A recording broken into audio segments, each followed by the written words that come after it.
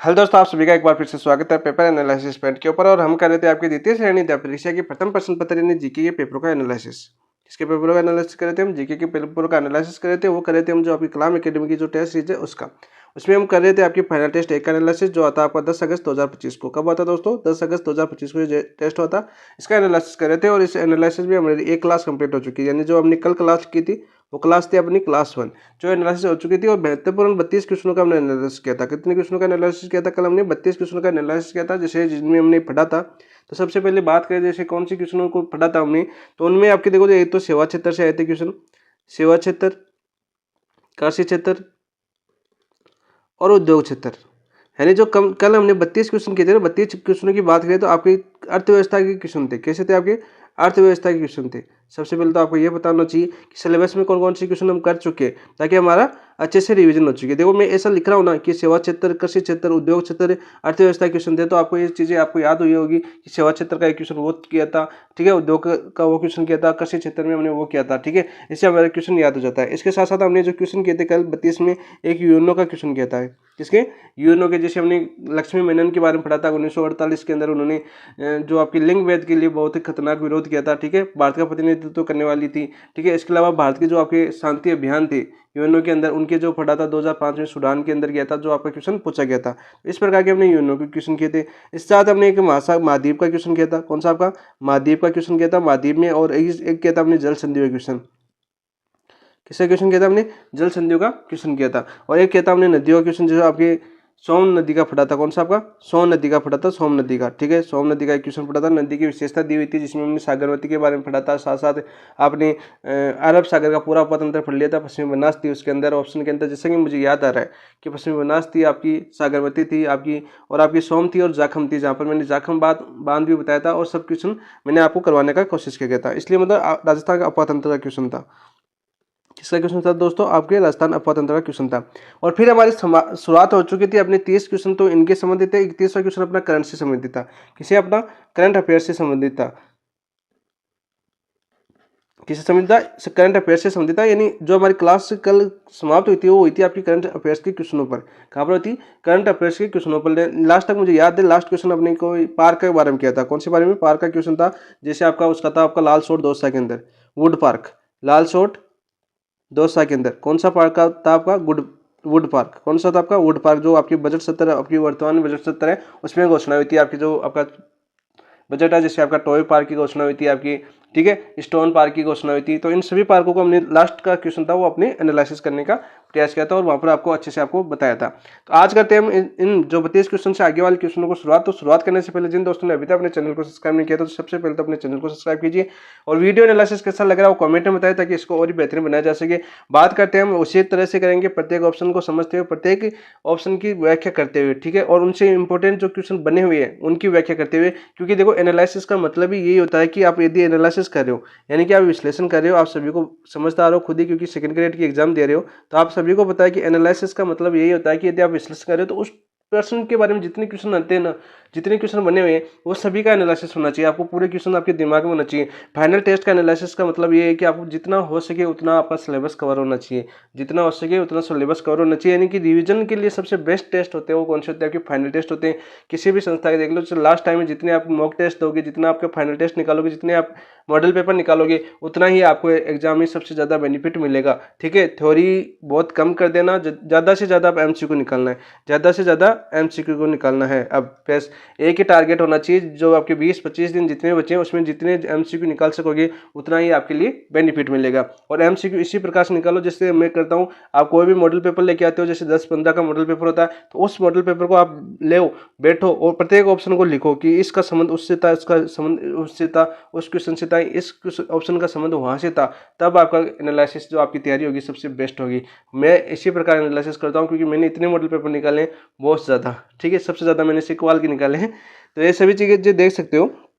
MCQ की बात करें तो एमसीक्यू बात करते हैं, इसके साथ साथ आप सीट भी निकाल सकते हो। जैसे कलाम की जो क्लास के टेस्ट थे, आपके क्लास टेस्ट थे, आपकी क्लास टेस्ट जो आपकी ग्रुप में डाले हुए हैं पेपर, जो आपकी कलाम शशांक के नाम से ग्रुप है अपना, उसमें डाले हुए हैं, ठीक है। आप संस्कृत विभाग वाले क्वेश्चन भी फाइनल टेस्ट निकाल सकते हो।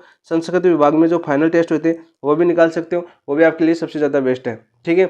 इसके अलावा अदर कोचिंगों की जो भी टेस्ट आपके फाइनल टेस्ट आपको मिलते हैं उन सभी फाइनल टेस्टों को आपको निकालना है बहुत ही शानदार तरीके से, यदि तैयारी आपको और बेहतरीन बनानी है तो चलो दोस्तों शुरुआत करते हैं इसी के साथ। और एक बात मैं बता देता हूँ, जो दोस्त कह रहे थे अपने नाथ पब्लिकेशन के क्वेश्चन एमसीक्यू बंद क्यों हो गए सर, एमसीक्यू कराओ, जो हमने ज्योग्राफी के तो पूरे करवा दिए। ज्योग्राफी तो अपनी जो आपके तीनों ग्रुप थी आपकी, चाहे भारत की हो, चाहे राजस्थान की हो, और चाहे विश्व की हो, विश्व में एक टॉपिक बचा है आपका जनसंख्या वाला। ठीक है, जनसंख्या से फैक्ट क्वेश्चन बनता है। आज तक लास्ट टाइम घनत्व का 2-3 बार तो आपके घनत्व का क्वेश्चन पूछा है, कौन से देशों में सबसे ज्यादा घनत्व है। ठीक है, और वो क्वेश्चन बचा है, वो चैप्टर करेंगे। इसके साथ देखो मैं बता देता हूँ, जो आपकी मैं रीट की स्टार्ट करवा दी है ना, तो रीट में जो आपकी राजस्थान की पॉलिटिकल साइंस आएगी, राजस्थान की पॉलिटिकल साइंस आएगी आपकी टेस्ट नंबर 2 में।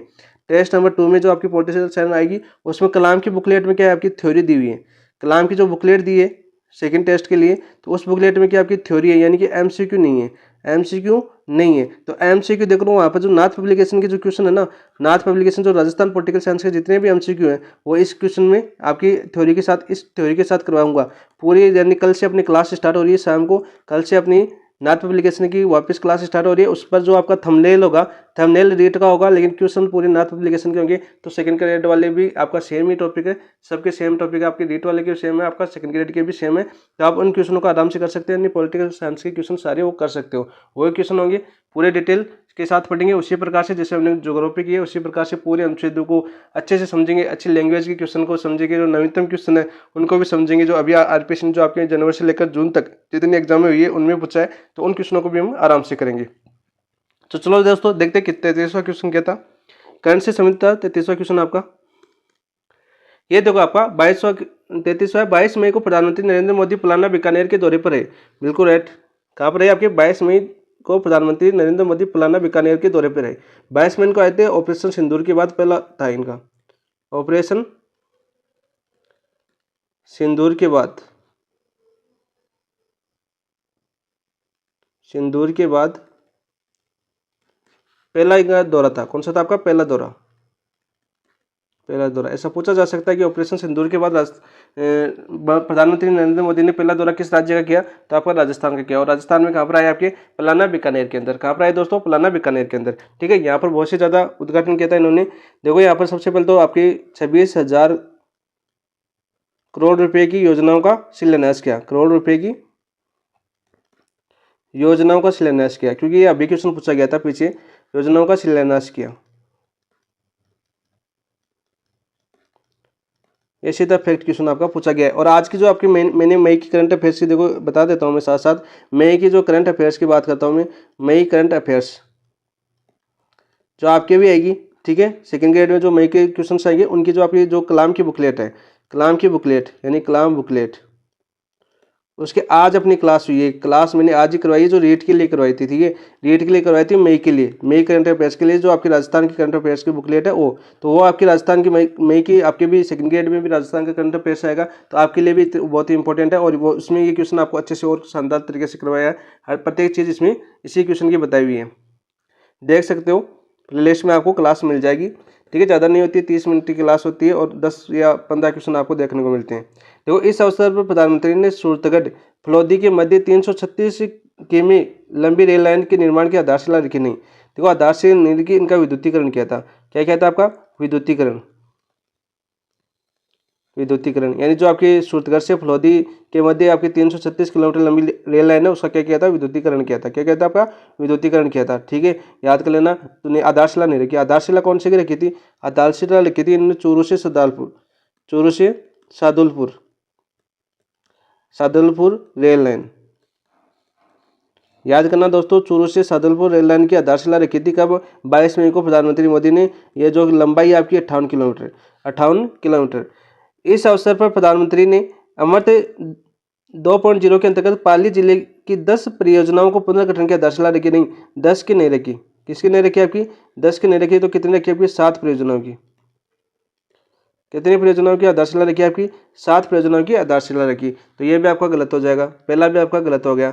तीसरा देखो, इस अवसर पर प्रधानमंत्री ने पावर ग्रिड नीमच तथा बीकानेर कॉम्प्लेक्स से विद्युत निकासी के लिए पारेषण प्रणाली का उद्घाटन किया? कौन सी प्रणाली का उद्घाटन किया? आपके पारेषण प्रणाली का। तो सीधा क्वेश्चन पूछा जा सकता है कि हाल ही में प्रधानमंत्री ने पावर ग्रिड नीमच और बीकानेर कॉम्प्लेक्स में विद्युत निकासी के लिए किस प्रणाली का उद्घाटन किया? तो आपका क्वेश्चन बनेगा आपका पारेषण प्रणाली। सीधा फैक्ट क्वेश्चन बनेगा पारेषण प्रणाली। तो राइट आंसर हो जाएगा ये आपका बिल्कुल सही है। उपरोक्त में से कौन सा कथन सत्य नहीं है? कौन सा कथन सत्य नहीं है? तो कौन सा कथन सत्य नहीं है? आपका पहला भी सत्य नहीं है, दूसरा भी सत्य नहीं है। तो राइट आंसर हो जाएगा आपका ऑप्शन नंबर 3, क्योंकि तीसरा क्या आपका सत्य है। विद्युतीकरण की बात करें, देखो विद्युतीकरण की बात करें तो सभी हम अच्छे से एनालिसिस करते हैं। विद्युतीकरण एक तो क्या था आपका सूरतगढ़ से फलौदी, दूसरा क्या था इन्होंने फुलेरा से डेगाना,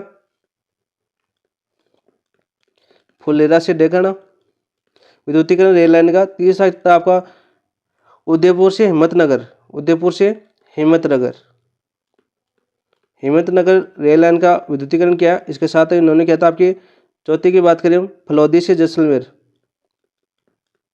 फलौदी से जैसलमेर रेल लाइन का विद्युतीकरण किया।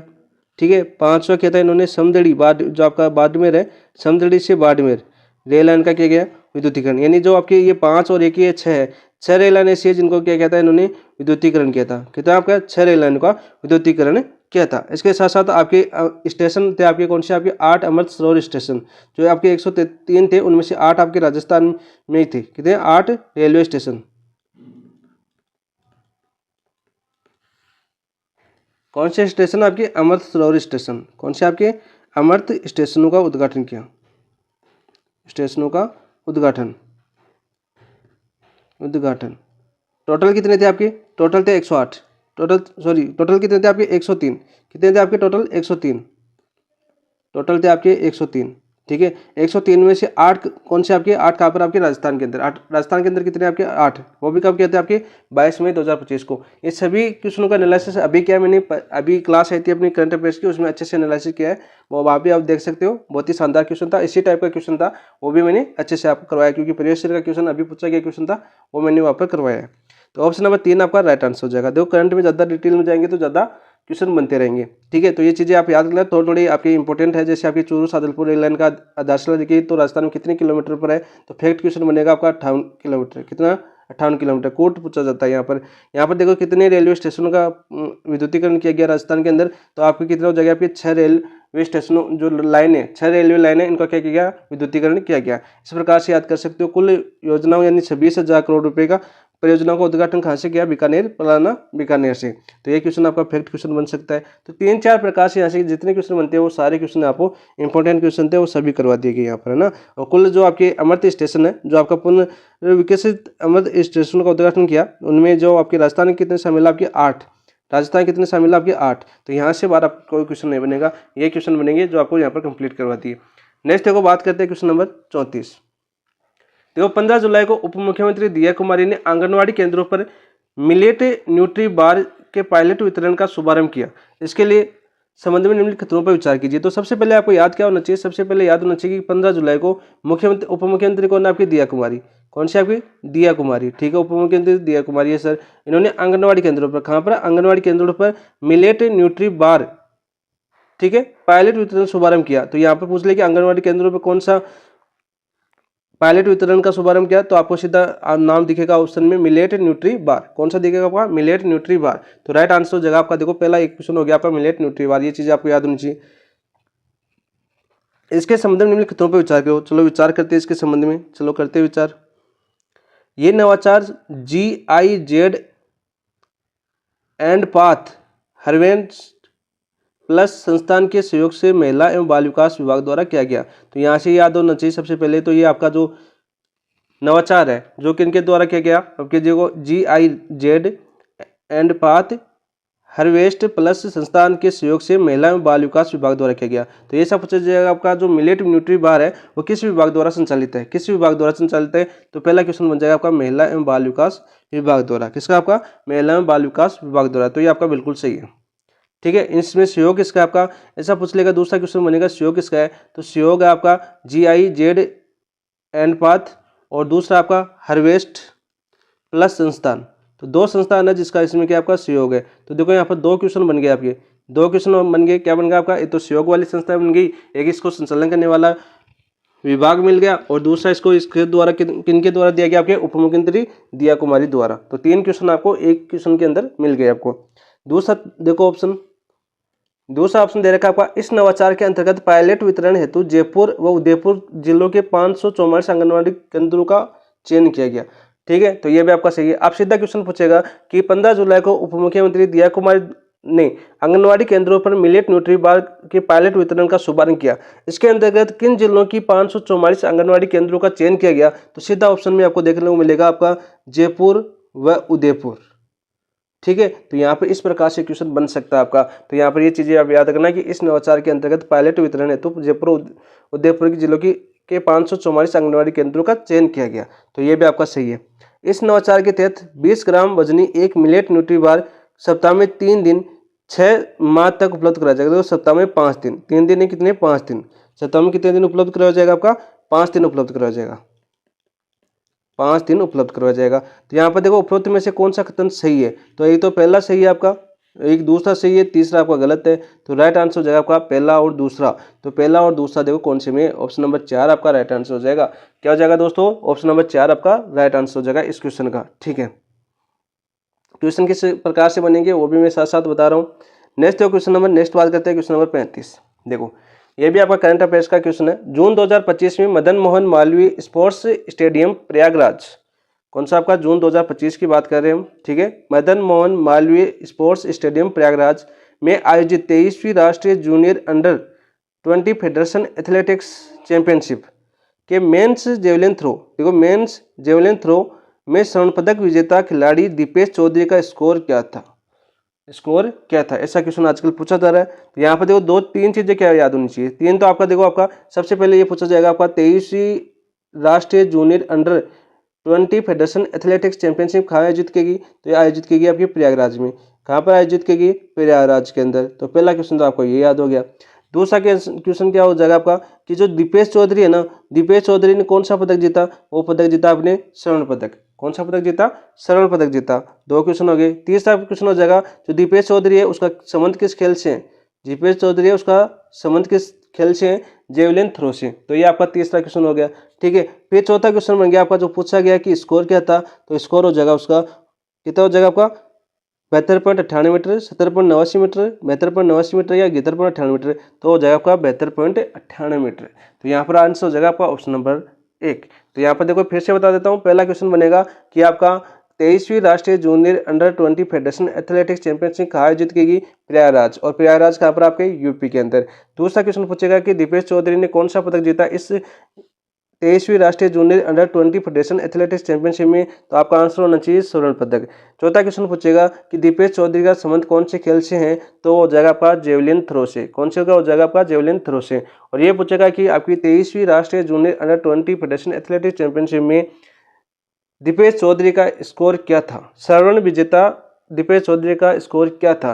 तो आपका आएगा 72.98 मीटर। तो मैंने 5 क्वेश्चन करवा दिए एक ही क्वेश्चन के अंदर। तो राइट आंसर हो जाएगा आपका ऑप्शन नंबर 1। इस प्रकार से करंट पूछा जाता है और इसी प्रकार से मैं करंट करवा रहा हूँ आपको। जो करंट आपकी जो सिलेबस के अनुसार करंट करते हैं ना, बुकलेट के अनुसार, उसमें ज़्यादा बेनिफिट मिलता है, इसलिए मैं बुकलेट्स का एनालिसिस करवा रहा हूँ।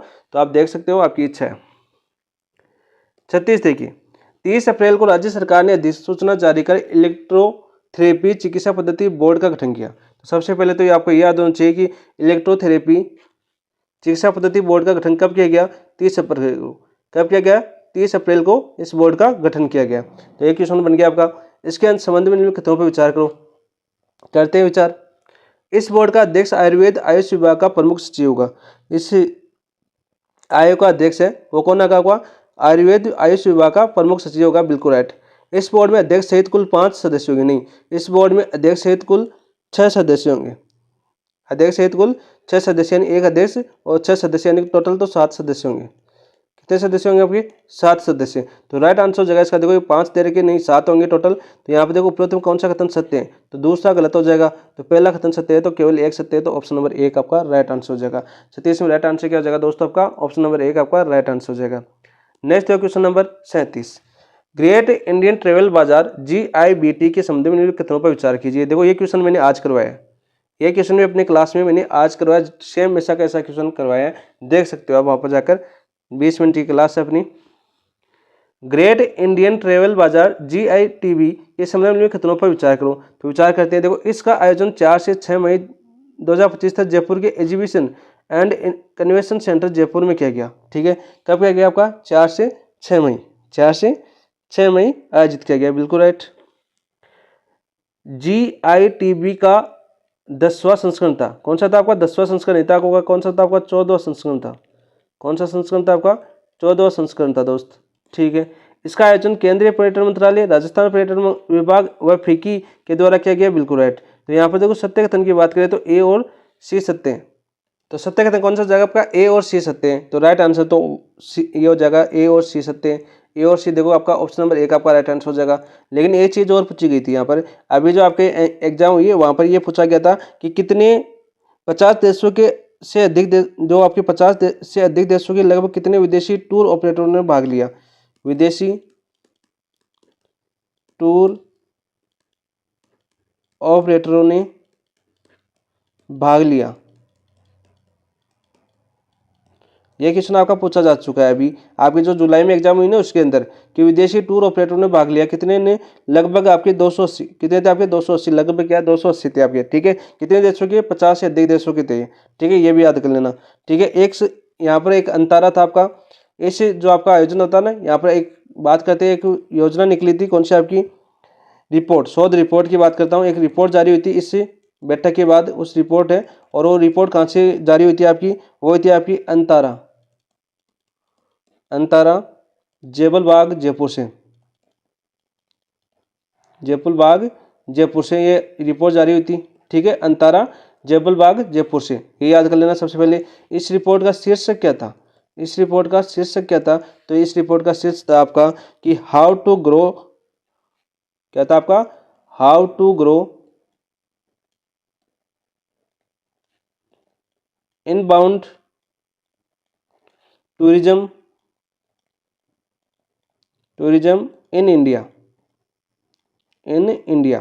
तो ये शीर्षक आपका, ये शीर्षक पूछा जा चुका है कि इस थीम का जो आपके अंतारा जो आपका जेबल बाग जयपुर है, इसका शीर्षक क्या था इस योजना का, यानी शोध रिपोर्ट का, तो वो था आपका how to grow inbound tourism in India. तो ये भी याद कर लेना साथ साथ। और ये कहाँ से जारी होती है रिपोर्ट, ये होती है आपकी अंतारा जेबल बाग जयपुर से, कौन से में आपकी ग्रेट इंडिया ट्रेवल बाजार की तरफ से आयोजित किया गया था। तो राइट आंसर हो जाएगा इसका, देखो ए और सी, तो ए और सी आपका राइट आंसर हो जाएगा, ए और सी। हाँ ठीक है, 14 संस्करण हो गया। नेक्स्ट है क्वेश्चन नंबर बात करते हैं, ये देखो वापिस आ गया आपका, देखो 30 अप्रैल को, देखो 30 अप्रैल को राजस्थान विधानसभा अध्यक्ष वासुदेव देवनानी ने विभिन्न विधानसभा समितियों के अध्यक्ष नियुक्त किए। इस संबंध में निम्नलिखित में से सही सम्मिलित करते हुए नीचे दिए कोड का उत्तर का चयन कीजिए, उत्तर का चयन करना था। ठीक है दोस्तों, करते हैं हम। देखो समिति दे रखी है और अध्यक्ष दे रखे हैं। ठीक है, देखो कार्य सलाहकार समिति है ना, कार्य सलाहकार समिति का जो अध्यक्ष होता है वो कौन होता है आपका, वो होता है आपका विधानसभा अध्यक्ष। कौन होता है दोस्तों, विधानसभा अध्यक्ष होता है, विधानसभा अध्यक्ष होता है। और विधानसभा अध्यक्ष वर्तमान में कौन आपके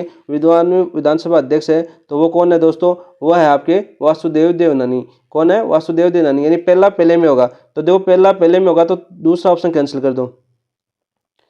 तीसरा देखो आपका सामान्य प्रयोजनों संबंधी आयोजन, तो सामान्य जो प्रयोजनों संबंधी आयोजन है ना, इसके भी अध्यक्ष कौन आपके, वासुदेव देवनानी, इसके भी अध्यक्ष कौन आपके, वासुदेव देवनानी। तो पहला पहला, तो यहाँ पे देखो पहला दूसरा, ये गलत हो गया।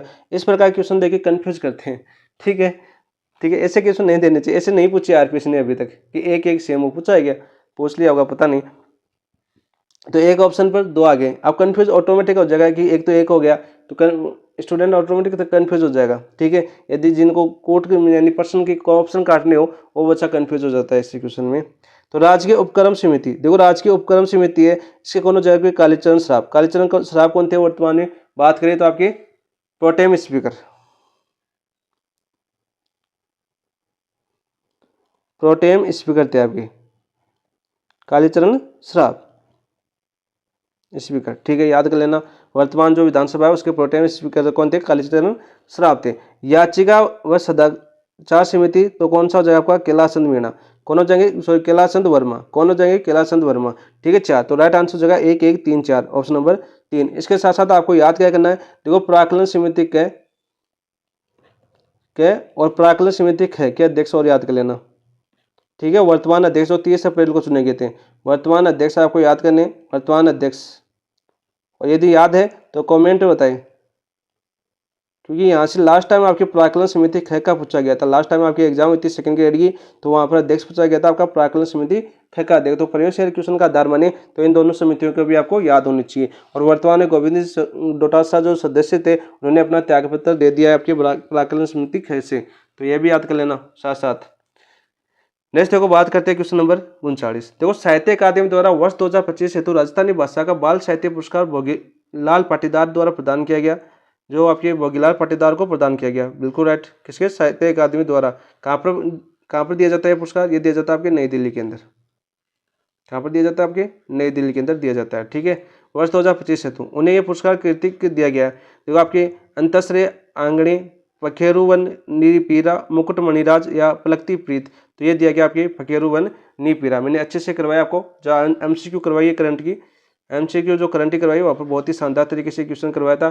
इसकी जो समिति थी, इसकी जो 3 सदस्यीय समिति थी वो भी पूछा जाता है कि 3 जो इनका चुना जाता है, नाम चुनती है, वो 3 सदस्यीय कमेटी बनती है, वो फिर अपना नाम अनाउंस करती है। तो उन 3 समिति के सदस्य कौन कौन है, तो वो क्वेश्चन भी आपका पूछा जा चुका है। यदि देखना है तो वहाँ पर देख सकते हैं क्लास। वहाँ भी देखो बात करते हैं अंतश्रेय, इसे दिया गया आपका युवा साहित्य पुरस्कार, 2025 का युवा साहित्य पुरस्कार,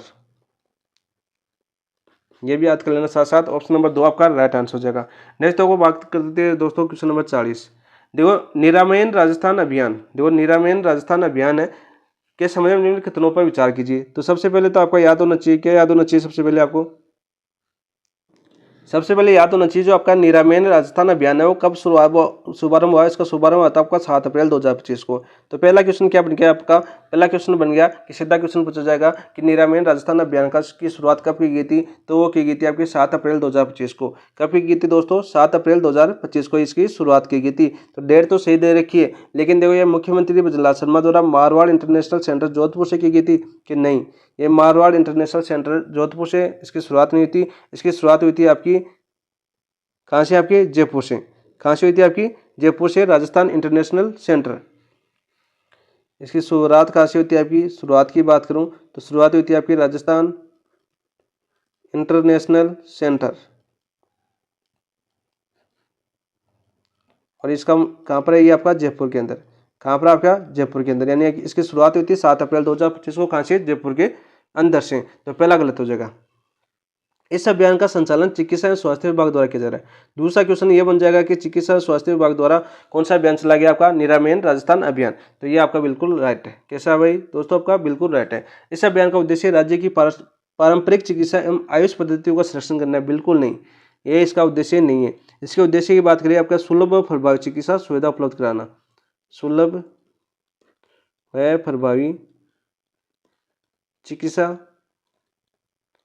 सुविधा उपलब्ध कराना, सुविधा उपलब्ध करवाना, उपलब्ध करवाना।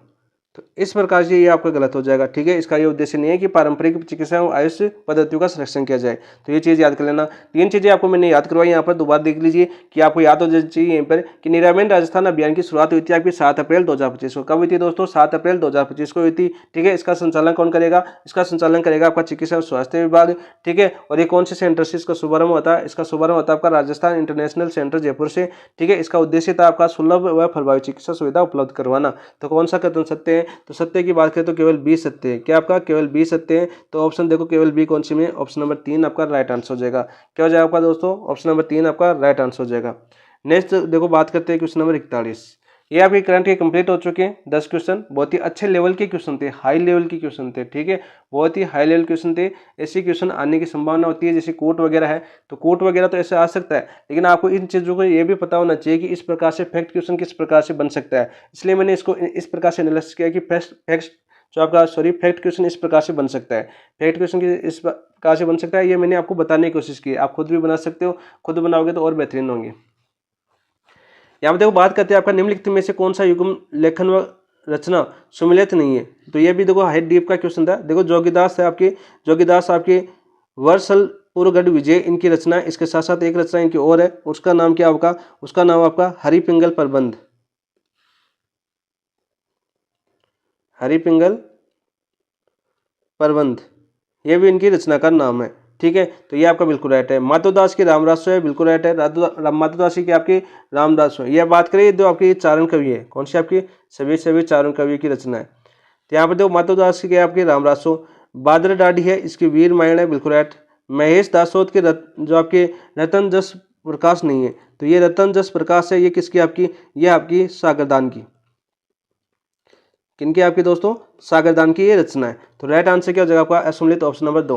ठीक है, ये आपकी देखो महेश दासोत रतन जसरी प्रकाशिका, आप जान लो इसकी एक रचना आपकी महेश दासोत री रतन जस प्रकाश रचना, ये सॉरी आपके महेश दासोत्री रतन जस प्रकाश, ये आपके जग्गा ने लिखी थी, जग्गा, जग्गा ऐसे एक कवि है जग्गा राजस्थान के, इन्होंने लिखी थी आपके महेश दासोत्री रतन जस प्रकाश। तो यहाँ पर देखो हमें तो पूछा था असम्मिलित कौन सा है, तो आपके जो रतन जस प्रकाश और सागरदान की है, किनकी आपकी, सागरदान की है। ठीक है, चारण कवि आपके सागरदान, उनकी रचना आपकी।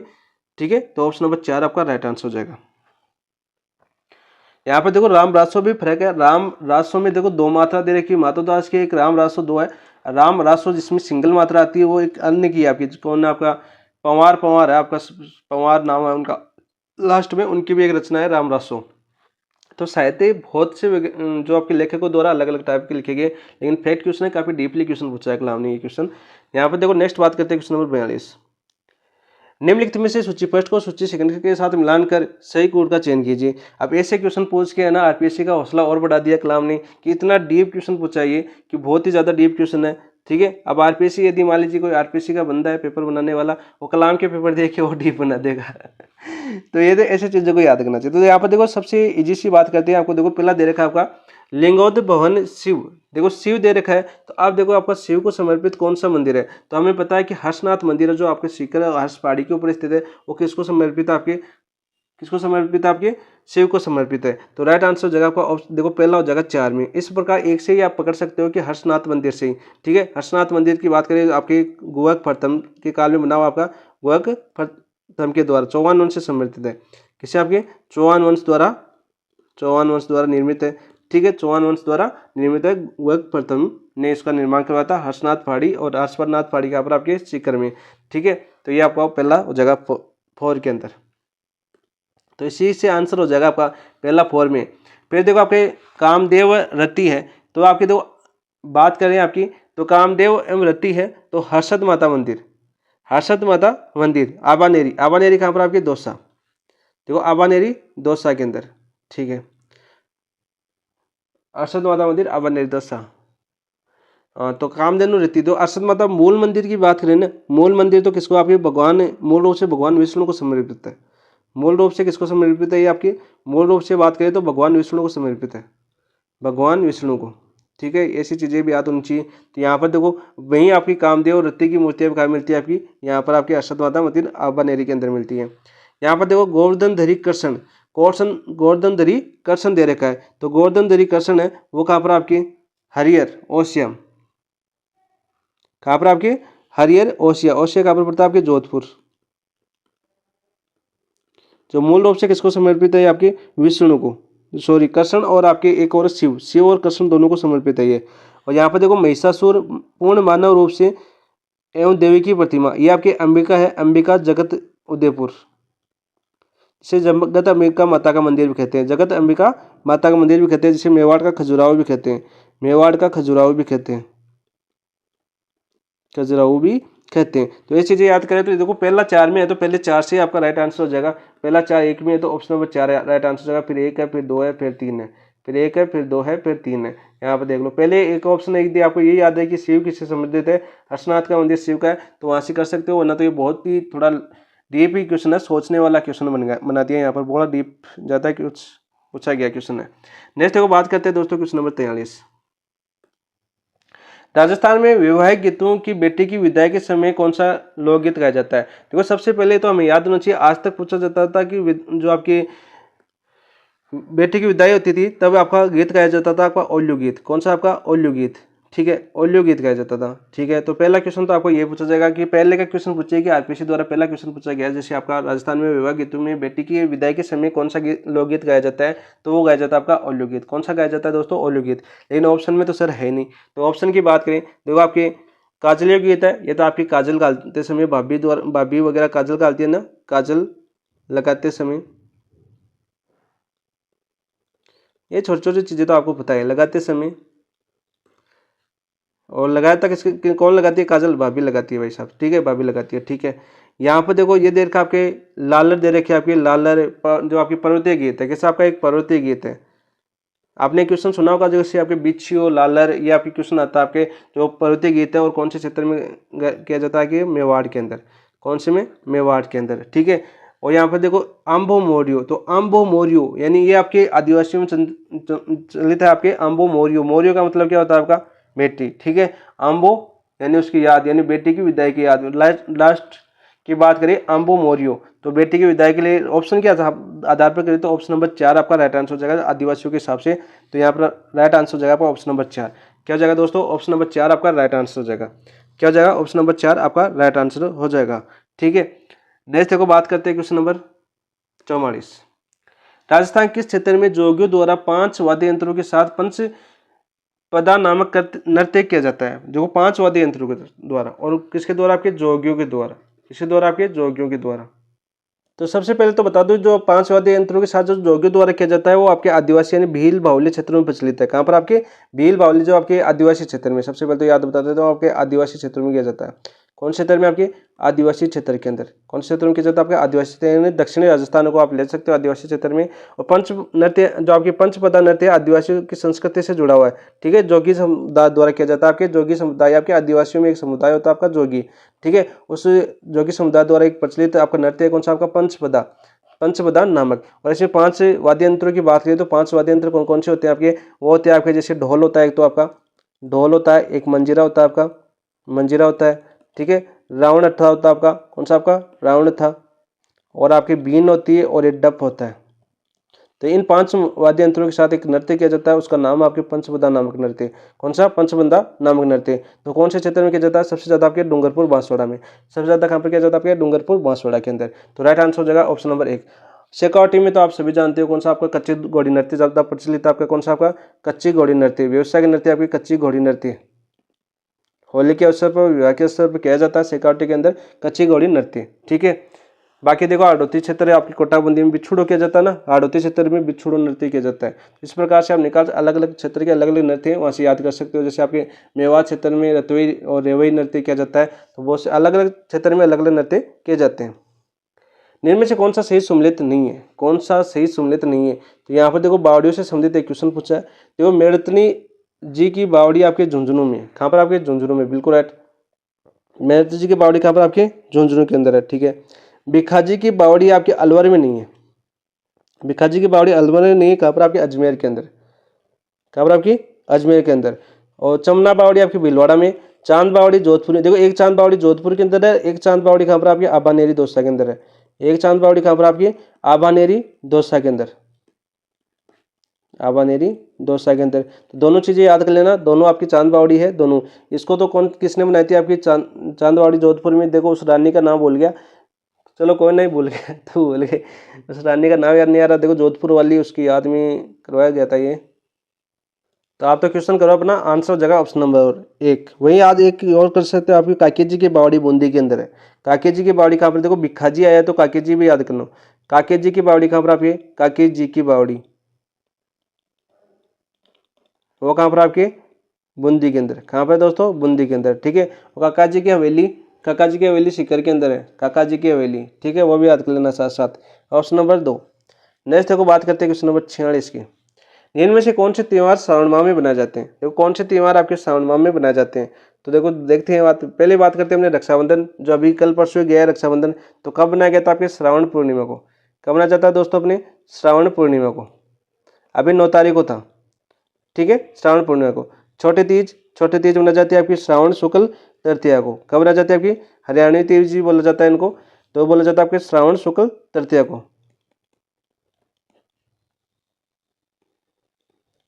शुक्ल तृतीया को, ठीक है। नाग पंचमी, नाग पंचमी देखो बात करें आपके आपके राजस्थान में बनाई जाती है, आपकी श्रावण पंचमी को भी बनाई जाती है, श्रावण कृष्ण पंचमी को बनाई जाती है, या शुक्ल पंचमी को, श्रावण शुक्ल पंचमी को।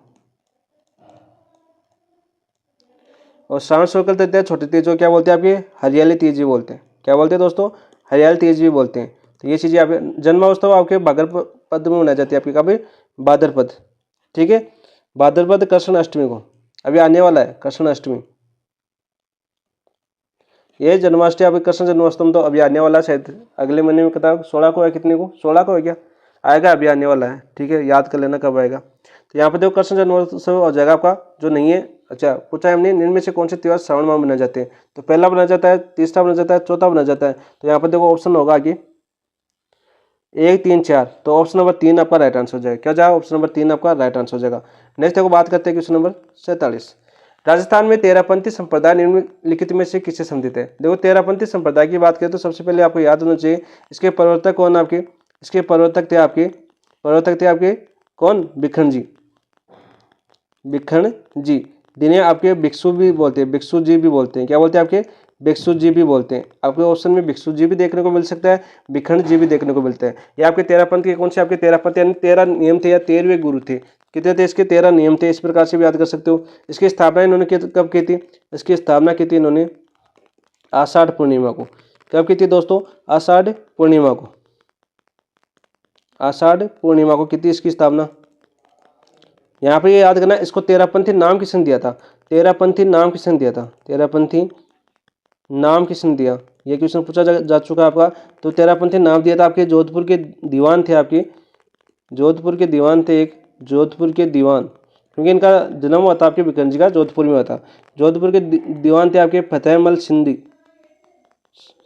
फतेहमल सिंह ने इनका नाम दिया था आपके तेरहपंथी, इस संप्रदाय का तेरहपंथी नाम किसने दिया था, आपके फतेहमल सिंह ने। तो किससे संबंधित था ये था आपके जैन धर्म से, किससे संबंधित था, आपके जैन धर्म से। ऑप्शन नंबर 3 आपका राइट आंसर हो जाएगा।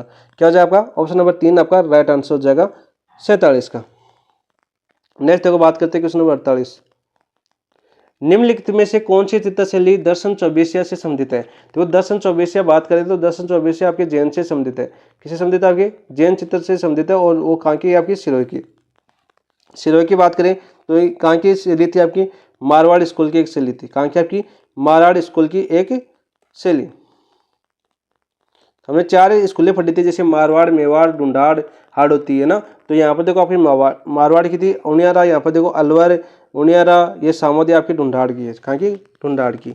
उनियारा क्या एक ठिकाना था, ठीक है, सामोद जयपुर में पड़ता है। आपका सामोद वाला बालाजी देखा होगा, रोपियो वगैरह पूछा जा चुका है। अलवर में जहाँ पर वेश्याओं के चित्र मिले, ठीक है। तो ऐसे याद होना चाहिए, देखो थोड़ी थोड़ी चीज़ें आपको याद होनी चाहिए हर चित्रशैली के बारे में। तो ऑप्शन नंबर 2 आपका राइट आंसर हो जाएगा। नेक्स्ट देखो बात करते हैं क्वेश्चन दोस्तों 49। निम्नलिखित आभूषणों के समूह में कौन सा समूह सही सम्मिलित नहीं है, कौन सा सही सम्मिलित नहीं है। तो सबसे पहले देखो आपका कौन सा सही सम्मिलित नहीं है ये पता होना चाहिए। देखो आपका अंगूठिया, कर्णफूल, पीपल पत्र, झला, ये सभी के सभी किसके, आपके कान के, किसके भाई दोस्तों, कान के। देखो तिमणिया, तुलसी, बजटी, हालरो, ये सभी किसके, आपके गले के आभूषण है। किसके आभूषण है दोस्तों, गले के आभूषण है। ये सभी किसके, आपके कान के आभूषण है। यहाँ पे देखो कंगन, नौगरी, गजरा, तो कंगन, नौगरी और गंजरा है, ये आपके किसके आभूषण है, आपके हाथ के। किसके आभूषण है दोस्तों, हाथ के। लेकिन नेवरी आभूषण देखो दे रखा है यहाँ पर, नेवरी, तो नेवरी आभूषण देखो वैसे पूछा जाता है आपका पैर का आभूषण है, ठीक है, पैर का। यहाँ पे देखो लंगर, पायल, नूपुर, झंझर, ये भी किसके, आपके पैर के। तो देखो सही सम्मिलित नहीं, ये देखो सारे के सारे कान के आ रहे हैं, ये सारे के सारे गले के आ रहे हैं, ये सारे के सारे पैर के आ रहे हैं। लेकिन यहाँ पर देखो ये शुरू के 3 तो हाथ के आ रहे हैं, और एक नेवरी है वो किसका आ रहा है, आपका पैर का आ रहा है। तो ऑप्शन नंबर 3 आपका सही सम्मिलित नहीं है। कौन सा नहीं है आपका, ऑप्शन नंबर 3 आपका सही सम्मिलित नहीं है, ठीक है। बहनों का एक भी क्वेश्चन गलत नहीं होगा इसमें, ठीक है। नेक्स्ट देखो बात करते हैं क्वेश्चन नंबर 50। देखो वधु के साथ उसके पीर से कोई निकट संबंधी आता है तो क्या कहलाता है। ये तो आप सभी पर्सनली अनुभवी आदमी हो, सभी जिनकी शादी वगैरह हो चुकी है, जिन बहनों की शादी हो चुकी है उनके साथ कोई ना कोई साथ जाता है, जैसे मौसी का लड़का, मामा का लड़का, ठीक है, ऐसे लड़के जाते हैं ना, बुआ की लड़की, उनको क्या बोलते हैं, आपके औलंदी बोलते हैं। क्या बोलते हैं दोस्तों, औलंदी, औलंदी बोलते हैं। ऑप्शन नंबर 2 आपका राइट आंसर हो जाएगा। देखो हथबोली, हथबोली बहनों को अच्छे से पता है, हथबोली के टाइम बहनों को अच्छे अच्छे पैसे मिलते हैं। क्या बोलते हैं आपके, जो फर्स्ट टाइम या तो हथबोली आपकी फर्स्ट टाइम परिचय करवाना या आपके ससुराल के अंदर आपका मुंह दिखाई होता है, ठीक है। साधारण भाषा में समझे हम, साधारण भाषा में समझे इसको, तो आपकी क्या होती है, आपकी मुख दिखाई, ठीक है। यानी जो नई नवेली दुल्हन है उसका पहली बार परिचय करवाना, पहली बार परिचय करवाना, तो ये तो बहुत ही नॉर्मल चीज़ है, ये तो सभी को याद है। रियाण, देखो रियाण जब सगाई होती है ना, जो आपके आपके मारवाड़ क्षेत्र वगैरह में तो क्या होती है, आपकी अफीम की मुहर करवाई जाती है। जैसे सगाई और इससे पहले कि आपकी अफीम की मनोहर करवाई जाती है, अफीम की मनोहर, मनोहर, ठीक है। रियाण उसको बोलते हैं, आपकी जो अफीम की मनोहर करवाई जाती है उसको क्या बोलते हैं, आपके रियाण, सगाई होने पर, ठीक है, सगाई होने पर। बिनोटा आप जानते हो सभी, बिनोटा जो आपके चप्पल, उनको बोलते हैं चप्पल जूतों को बिनोटा, हाँ उन्हीं को बोलते हैं बिनोटा। तो यहाँ पर जो छुपाती है सालियाँ वगैरह, तो यहाँ पर देखो क्या आंसर हो जाएगा आपका, ऑप्शन नंबर 2 आपका राइट आंसर हो जाएगा, ठीक है। ऑप्शन नंबर 2 आपका राइट आंसर हो जाएगा। ये ट्रिक थी देखो, सुभाष का ब्याह ऐसे से एक ट्रिक से याद करवाया था हमें जब हम कोचिंग करते थे उस टाइम। अब पूरे त्यौहार जितने भी जो आपकी रस्में थी उसमें पूरी रस्में आती है, उस एक 3 लाइन आती है, उसमें 3 लाइनों के अंदर पूरी रस्में आ जाती है विवाह से संबंधित। देखना पड़ेगा, वो काफ़ी टाइम हो गए पड़े हुए। यहाँ पर देखो 51, देखो देखो क्या दे रखा है क्वेश्चन, कालीबंगा सभ्यता के संबंध में कथनों पर विचार कीजिए। तो सबसे पहले देखो आपको याद होना चाहिए, यदि आपको क्वेश्चन करते हो तो ऐसे लिखो आपकी कालीबंगा सभ्यता है, क्या है आपका कालीबंगा। तो आपको सबसे कालीबंगा सभ्यता देखते ही आपको याद में आना चाहिए, कालीबंगा सभ्यता की खोज की थी सर अमलानंद घोष ने। किसने की थी आपकी, अमलानंद घोष ने की थी, अमलानंद घोष ने की थी। कब की थी आपकी, 1952 के अंदर, 1952 के अंदर, ठीक है। फिर दोस्तों 1952 में अमलानंद घोष ने की। फिर 1961 में 2 व्यक्ति आए आपके, कौन आए, एक तो ये तो बीबी लाल आए और एक कौन आए आपके, बीके थापर, ठीक है, बीबी लाल और बीके थापर। ब्रजमोहन और ब्रज, कौन था आपका, सॉरी ब्रजवासी लाल, और आपके कौन थे आपके दूसरे, आपकी बालकृष्ण थापर। पूरा नाम देखिए तो आपके ब्रजवासी लाल, ब्रजवासी लाल आए थे आपके, और आपके बीके थापर का नाम था पूरा आपका बालकृष्ण थापर, बालकृष्ण थापर। तो पूरे नाम भी आजकल पूछ लिए जाते हैं, ठीक है, तो याद करना, काफ़ी दोस्तों को याद नहीं होते हैं। तो यहाँ पर 1952-53 में हुई थी, ये आए थे 1961 के अंदर, ठीक है। ये चीज़ आपको याद होनी चाहिए, ठीक है, साथ साथ आपको देखते याद होनी चाहिए। यहाँ पर देखो फिर देखते कथन, दक्षिणी पूर्वी प्राचीन में बाहर दोहरे जुते हुए खेत के प्रमाण मिले, बिल्कुल राइट। दोहरे जुते हुए खेत के प्रमाण कहाँ पर मिले, आपकी कालीबंगा के अंदर मिले। कहाँ पर, आपकी कालीबंगा, और कालीबंगा का अर्थ क्या होता है आपका, काली चूड़ियाँ। यहाँ पर युगल समाधान के साक्ष्य मिले, बिल्कुल राइट, युगल समाधान के साक्ष्य मिले, बिल्कुल राइट। यहाँ पर लाल रंग की मिट्टी के बर्तन प्राप्त हुए जिन पर काली और सफेद रंग की रेखाएं प्राप्त हुई है, बिल्कुल राइट। यहाँ माता शक्ति एवं लिंग की मूर्तियां मिलती है, देखो यहाँ पर माता शक्ति और लिंग के पूजा के अवशेष मिलते हैं। क्या पे आपके पूजा के अवशेष तो मिलते हैं, लेकिन यहाँ पर मूर्तियां नहीं मिलती, मूर्तियां नहीं मिलती, मूर्तियां नहीं मिलती, ठीक है। लिंग पूजा की और आपकी माता शक्ति की क्या आपकी मूर्ति नहीं मिलती, बाकी पूजा के साक्ष्य तो मिलते हैं यहाँ पर कि माता शक्ति के रूप में पूजा की जाती थी, लेकिन यहाँ पर मूर्तियां नहीं मिलती। यहाँ पर देखो 2 तरह से आपके एग्जाम में लाइन पूछी जाती है कि यहाँ पर कालीबंगा में माँ की माता शक्ति के रूप में पूजा की जाती थी, तो यहाँ पर राइट कथन होगा। और यहाँ पर पूछे कि माता शक्ति के रूप में मूर्ति मिली है, तो आपको मूर्ति नहीं मिली है, मूर्ति नहीं मिली है, ठीक है। तो यहाँ पर देखो पहला दूसरा तीसरा सही है, चौथा गलत है। सबसे पहले तो याद हो जाना, हमें क्या पूछा, देखो हमें पूछा है कि कौन सा कथन सत्य है, तो पहला दूसरा तीसरा सही है, चौथा गलत हो जाएगा, ठीक है। वही बात कर लेते हैं थोड़ा सा, देखो कालीबंगा के बारे में। तो कालीबंगा क्या बोला जाता है आपका, बोला जाता है आपकी दीन इन बस्ती, दीन इन बस्ती, ठीक है। दशरथ शर्मा ने क्या बोला इसको, दशरथ शर्मा ने बोला आपके, दशरथ शर्मा ने बोला आपके सिंधु घाटी साम्राज्य की तीसरी राजधानी, सिंधु घाटी साम्राज्य की तीसरी राजधानी, तीसरी राजधानी। तो सीधे सीधे पूछे जाते हैं फैक्ट, वो क्वेश्चन में बता देता हूँ। यहाँ पर यहाँ से वो मिली आपकी 7 अग्निवेदिकाएं, वो भी पूछा जाता है, 7 अग्निवेदिकाएं, 7 अग्निवेदिकाएं, ये भी यहाँ पर से प्राप्त हुई, ये भी आपका पूछा जाता है, ठीक है, ये भी आपका पूछा जाता है। और यहाँ पर अवशेष मिलते हैं, 2 कालों के मिलते हैं, कौन से है, तो आपका हड़प्पाकालीन, एक आपके प्राक हड़प्पाकालीन। और कालीबंगा का कितने स्तरों में उत्खनन हुआ है, उत्खनन की बात करें, उत्खनन कितने स्तरों में, आपका स्तरों में कितना, आपका 5 स्तरों में, कितने स्तरों में उत्खनन किया गया आपके कालीबंगा का, 5 स्तरों में उत्खनन किया गया, ठीक है। जिसमें से 2 थे आपके, प्रथम 2 तो आपके प्राक, तो यहाँ पर बात करते हैं आपके, तो प्रथम 2 है, प्रथम 2 तो कहाँ से आते हैं आपके, प्राक हड़प्पाकालीन सभ्यता से संबंधित है आपकी, कौन से आपके प्राक हड़प्पा सभ्यता से संबंधित। और अंतिम 3 है आपके, अंतिम 3 आपके, अंतिम 3 भी लिख देता हूँ साथ साथ ताकि कोई कंफ्यूज ना हो। अंतिम 3 है वो कौन सी आपकी सभ्यता से संबंधित, आपकी हड़प्पा सभ्यता से। तो ये क्वेश्चन पूछे जाते हैं भाई, ये पूछा जाता है कि आपकी प्राक हड़प्पा सभ्यता के कितने अवशेष प्राप्त हुए, आपकी 2, प्रथम दो अवशेष से प्राकृत पके और अंतिम तीन कौन से आपके हड़प्पा सभ्यता के। ये क्वेश्चन में पूछा जाता है आपका। दशा सरमाड़ा पूछा जाता है आपका और दीनहीन बस्ती के नाम से पूछा जाता है आपका। तो सभी क्वेश्चन पूछे जाते हैं, वो सभी में फैक्ट क्वेश्चन की बात की है तो आपको पूछा जा सकता है। ठीक है, तो राइट आंसर हो जाएगा इसका ऑप्शन नंबर बता दिया। और कैसी सभ्यता है आपकी, देखो बार बार याद आएगा। आप जो डीप में जाएंगे तो कांस्य युगीन, तो धीरे धीरे रुकेंगे ना, यहाँ पर 5 मिनट और दे देंगे ना तो कालयुग का पूरी याद आ जाएगी। ठीक है, तो हम ज़्यादा आगे बढ़ते हैं, ज़्यादा नहीं करेंगे, फिर टाइम नहीं होगा आपका। तो ABC आपका राइट आंसर हो जाएगा। नेक्स्ट देखो, ये बहुत ही अच्छा क्वेश्चन है आपका 53। ग्वालियर परिस्थिति में किस प्रतिहार शासक को नारायण की उपाधि से विभूषित किया गया है?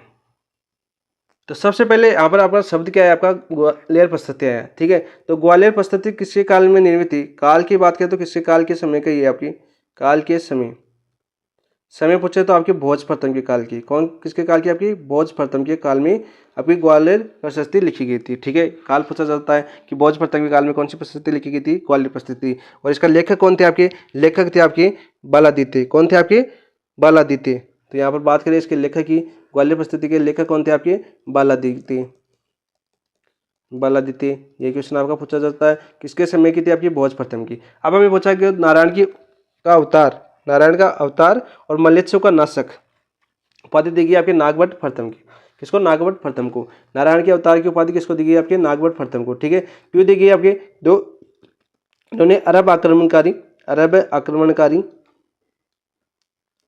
जुनैद को पराजित किया था। किसको? आपको जुनैद को पराजित किया था और अरबों के प्रसार को भारत में आने से रोका था। अरबों के प्रसार को भारत में आने से रोका था किसने? आपके नागभट्ट प्रथम ने। इस कारण नागभट्ट प्रथम को आपका मल्लेश्वर का नाशक व नारायण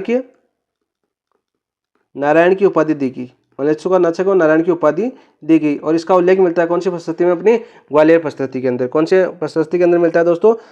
ग्वालियर प्रशस्ति के अंदर मिलता है। और महिर भोज के काल में निर्मित थी। ग्वालियर प्रशस्ति बात करें, महिर भोज आ सकता है या भोज प्रथम के काल में निर्मित थी। किसके द्वारा लिखी गई थी? आपकी विजयादित्य में। इसकी भाषा क्या थी? आपकी संस्कृत भाषा। कौन सी थी? आपकी संस्कृत भाषा में लिखी गई थी। और इसी के अंदर मिलता है आपकी जो नागभट्ट द्वितीय ने ना, तो कन्नौज के चक्रा युद्ध को रहता। किसको? आपके चक्रा युद्ध को रहता। इसका उल्लेख भी किसमें मिलता है? आपके ग्वालियर प्रशस्ति के अंदर ही मिलता है। ठीक है, कहाँ पर मिलता है? आपके ग्वालियर प्रशस्ति के अंदर ही मिलता है। और इसके अंदर इस जो आपके चक्रा युद्ध को रहता है ना, तो नागभट्ट द्वितीय को उपाधि मिली थी। कौन सी? आपकी परम भठारक महाराजा धीराज परमेश्वर की उपाधि धारण की थी। तो वो भी कौन सी उपाधि इसमें उल्लेख मिलता है? आपके ग्वालियर प्रशस्ति में उल्लेख मिलता है। महिपाल की बात करें तो महिपाल के समय आपका जो अरब यात्री आया था वो कौन था? आपका अल मसूदी। कौन था आपका दोस्तों? अल मसूदी आया था आपका महिपाल के काल में। और इसका जो राजकवि और राजगुरु थे, राजकवि कौन थे? आपके राजशेखर थे। राजकवि की बात करें या गुरु थे वो कौन थे? आपके राजशेखर थे। तो ऐसे सभी याद आ जाएंगे धीरे धीरे। और महिपाल के समय कौन आया था? आपका महिपाल के समय मीर भोज के समय आया था आपका सुलेमान।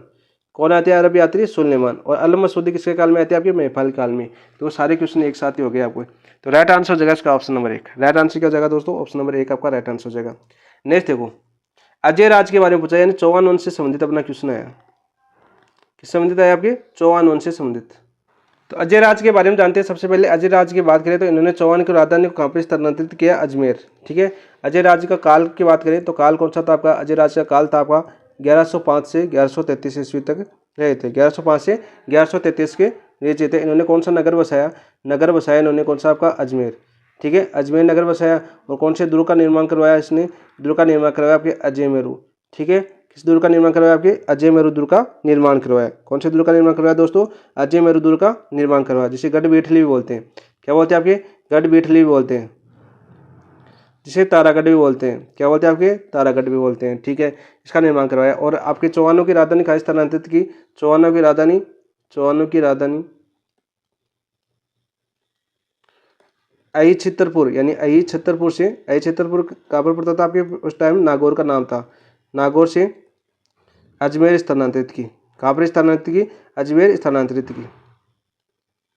तो ये क्वेश्चन तो आपका यहाँ से बनता है। ठीक है, यहाँ पे देखो बाकी ऑप्शन की देखिए। पार्श्वनाथ मंदिर के लिए स्वर्ण कलश प्रदान किया, बिल्कुल राइट। पार्श्वनाथ मंदिर के लिए इन्होंने जो कलश प्रदान किया। ठीक है, बिल्कुल राइट। ठीक है, क्योंकि आपके ये शैव स्वावलंबी थे और धर्म सहिष्णु शासक थे आपके, तो ये भी आपको याद होना चाहिए। अजमेर के अंदर पार्श्व, और यहीं पर बात करिए आपके अजमेर के अंदर इन्होंने जैन मंदिर भी बनवाया था। अजमेर के अंदर जैन मंदिर बनाया था इन्होंने, जैन मंदिर बनवाया, ये भी याद होना चाहिए। सोने के सिक्के चलाए और अजय प्रिय ड्रम खेलाए, वो इन्होंने सोने के सिक्के नहीं चलाए। किसके सिक्के नहीं चलाए इन्होंने? सोने के सिक्के नहीं चलाए। तो आपके जो अजय ड्रम खिलाए थे वो सोने के सिक्के नहीं थे, वो थे आपके आपके किसके थे? आपके चांदी व तांबे के सिक्के, चांदी व तांबे के सिक्के, चांदी व तांबे के सिक्के थे। तो वो चलाए थे जो क्या खेला है? आपके अजय प्रिय ड्रम खेला है। कब चलाया? आपके 1113 ईस्वी में। कब चलाए थे इन्होंने? 1113 ईस्वी में ये आपके सिक्के चलाए थे। कुछ सिक्कों पर इनकी रानी सोमवती का भी उल्लेख मिलता है। कुछ सिक्कों पर इनकी रानी थी, इनकी रानी का नाम क्या था? आपका सोमवती, सोमवती और या सोमलेखा का उल्लेख भी मिलता है, सोमलेखा का उल्लेख भी मिलता है, उल्लेख भी मिलता है। ठीक है, ये भी आपको याद होना चाहिए। ठीक है, और इनकी बात करें साथ साथ, देखो इनके जीवन काल में राज्य अपने पुत्र अनुराज को सौंप दिया। बिल्कुल, इनका पुत्र क्या थे? आपके अन्नाजी, जिन्होंने अन्ना सागर झील बनवाई थी। ठीक है, कौन सी? आपकी अन्ना सागर झील बनाई थी, अनुराज। इनकी उपाधि की बात करें, गजन मातंग की उपाधि थी इनको। उपाधि किसकी थी? आपकी गजन मातंग की। क्या था आपका? गजन मातंग। ये क्या कब हासिल की थी इन्होंने? इन्होंने देखो आपके सालर हुसैन को हराया था। आपके किसको? सालर हुसैन को, जो आपके मातंग गजनी के राजा थे सालर हुसैन। तो उसको पराजित करने के बाद इन्होंने गजन मातंग की उपाधि धारण की थी। तो यह भी याद कर जाए। तो हमें क्या पूछा था? सही कथन कौन सा है? तो यहाँ पर देखो ए और सी सही है, बी गलत हो जाएगा क्योंकि चांदी और तांबे के सिक्के थे। तो राइट आंसर क्या हो जाएगा दोस्तों? राइट आंसर हो जाएगा आपका ए और सी। ए और सी कौन से ऑप्शन में? Option number 2। सत्य पूछा था ना, सही कथन पूछा है, तो आपका 1 और 3 आपका सही हो जाएगा। ऑप्शन नंबर 2 आपका राइट। नेक्स्ट देखो बात करते हैं 1308 ईस्वी में अलाउद्दीन खिलजी ने सिवाना आक्रमण के समय खिलजी का कौन सा सेनापति मारा गया था? कौन सा सेनापति मारा गया था? तो पहला ऑप्शन दे रखा है आपका। देखो सबसे पहले तो बात करो, आपके 1308 में आक्रमण किया था कहाँ पर? आपके सिवाना पर। सिवाना दुर्ग है वो क्या कहलाता है? आपके जालोर दुर्ग की कुंजी, जालोर दुर्ग की कुंजी। यहाँ पर सीधा क्वेश्चन पूछे कि जालोर दुर्ग की कुंजी कौन सा दुर्ग कहलाता है? आपका सिवाना दुर्ग कहलाता है। ठीक है, जालोर दुर्ग की कुंजी खा जाता था। ठीक है, और यहाँ का जो रक्षक कौन था? वो था आपके शीतलदेव। कौन था आपका यहाँ का रक्षक उस समय? सरदार कौन था आपका? शीतलदेव था। कौन था आपका? शीतलदेव, शीतलदेव, जिन्होंने 1308 में अपने प्राण गंवाए थे। क्या तो गंवाए थे? आपके प्राण गंवाए थे। ठीक है, और इसमें जो आपके देखो सबसे पहले दे रखा नुसरत का, तो नुसरत का मारा गया था आपके रणथंबोर अभियान के दौरान। कब? आपके रणथंबोर अभियान के दौरान, अभियान के दौरान।